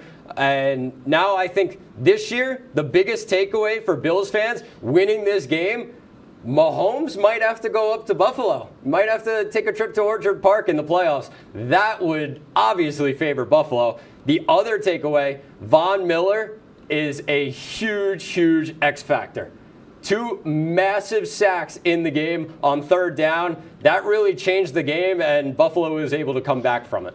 Zach, I think you bring up a good point. Von Miller was around the ball a lot in this game up at Arrowhead Stadium, and I'm with you again. This was really just, it's a regular season game. It only matters so much. It's as much as whoever the Bills have next and the week before.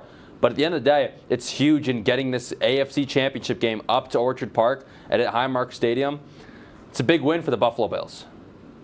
Staying in the NFL, New York football is flat out amazing. The New York Giants are 5-1 after a gritty 24-20 comeback victory against the Baltimore Ravens on Sunday. The New York Jets are 4-2 after a beatdown of the Green Bay Packers in a 27-10 win at Lambeau. Joey, Bills are number 1 in New York, but who looks better, the Jets or the Giants? Zach, you know the answer. The New York football Giants. I've been saying it since before the season. And honestly, what this comes down to in my eyes, the Giants are doing more with less. I mean, the Jets have more pieces, guys like Corey Davis, Garrett Wilson, Elijah Moore. Daniel Jones, keep in mind, is doing this with Richie James as his leading receiver. You can see there the Giants 18th in points per game. I mean, but in my book, what the Giants are doing, they're not really winning football games. If you watch towards the end of these games, they really just refuse to lose the game. They just find ways to win. Brian Daboll's becoming a Coach of the Year candidate. This is a selfless team. Andrew Thomas hasn't allowed a sack yet this year. And the Giants were 7-14 on third down, 3 of 5 in the red zone, but they had 168 less yards than the Ravens. Just found ways to get it done. All right, mister, let me get my Jets take in here. The Giants barely got by the Packers in London. Keep that graphic up there. The Jets, 10th in points per game, 17th in yards per game. Anything the Giants do, the Jets can do better. Watch out for Breece Hall. He is a monster. What's the Giants' division record? Oh, yeah, it's 0-1. What's the Jets? 1-0. Both two good football teams. Oh, yeah. We're going to take a quick break here on Stick to Sports. Up next, we recap the weekend of college football and make our predictions for the NBA season. Stay tuned right here on WTOP 10.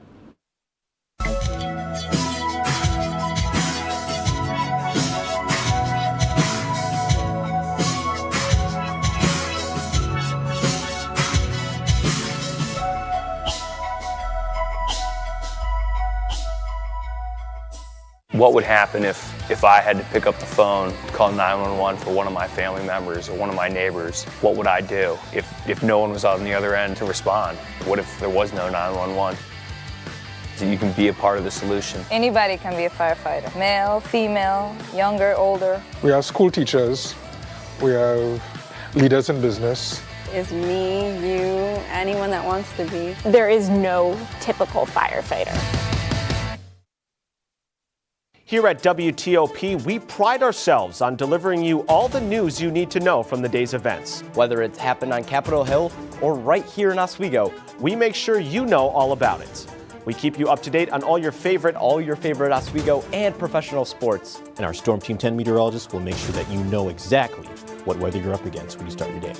Every Monday through Thursday night, make sure to tune in to Channel 10.2, because at WTOP, we don't just tell you the news. We are the news. My mother was always very familiar with her neighborhood, but one day she stopped at the stop sign for much longer than usual. And she didn't know whether she should go forward or turn, and she wasn't even really sure where she was at. It was very unsettling for her. I felt so much better after my son told me, Mom, I don't want you to worry or be afraid. I'll be there for you and we'll figure it out. Opioid dependence can happen after just 5 days. Know the truth, spread the truth.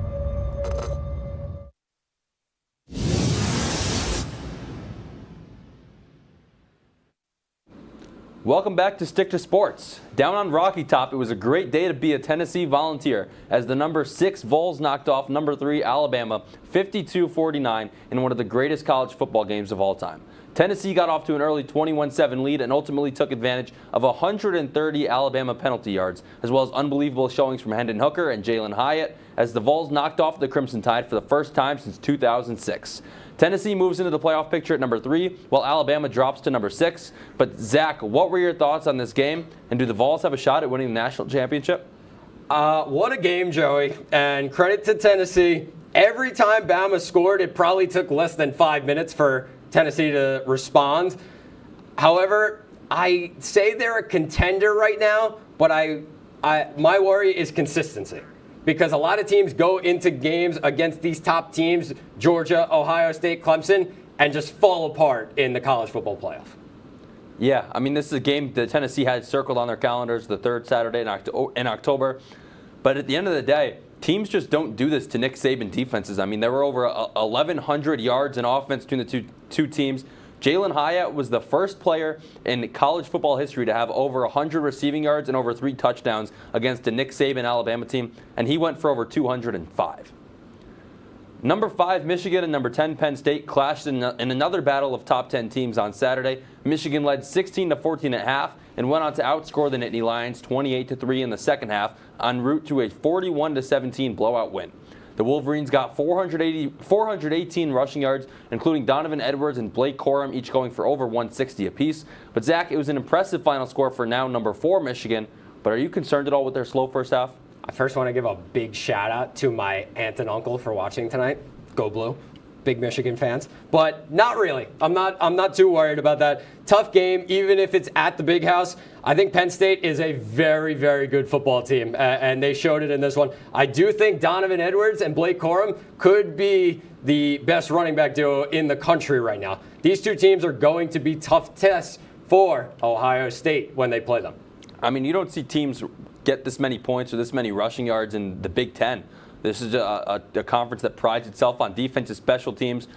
I think for Michigan, I'm not concerned with their slow start until that game against Ohio State come Thanksgiving time. Next 3 games are all against teams with losing records. They got some time to figure it out. But shout out to your aunt and uncle for tuning in tonight. Oh, yeah. Number 18, Syracuse hosted number 15, NC State at the Dome on Saturday, and the Orange picked up a 24-9 win. The Wolfpack combined for nearly 18 minutes of possession time in their 2 second-half drives that both resulted in field goals. Zach, ultimately, was NC State's inability to get in the end zone that gave Syracuse the win, but Orange fans have to feel real good seeing their team at number 14 in this week's AP poll. Yeah, we had to put Syracuse in the show today. We had to show some love to Syracuse football. They finally have a good team, and the real test is this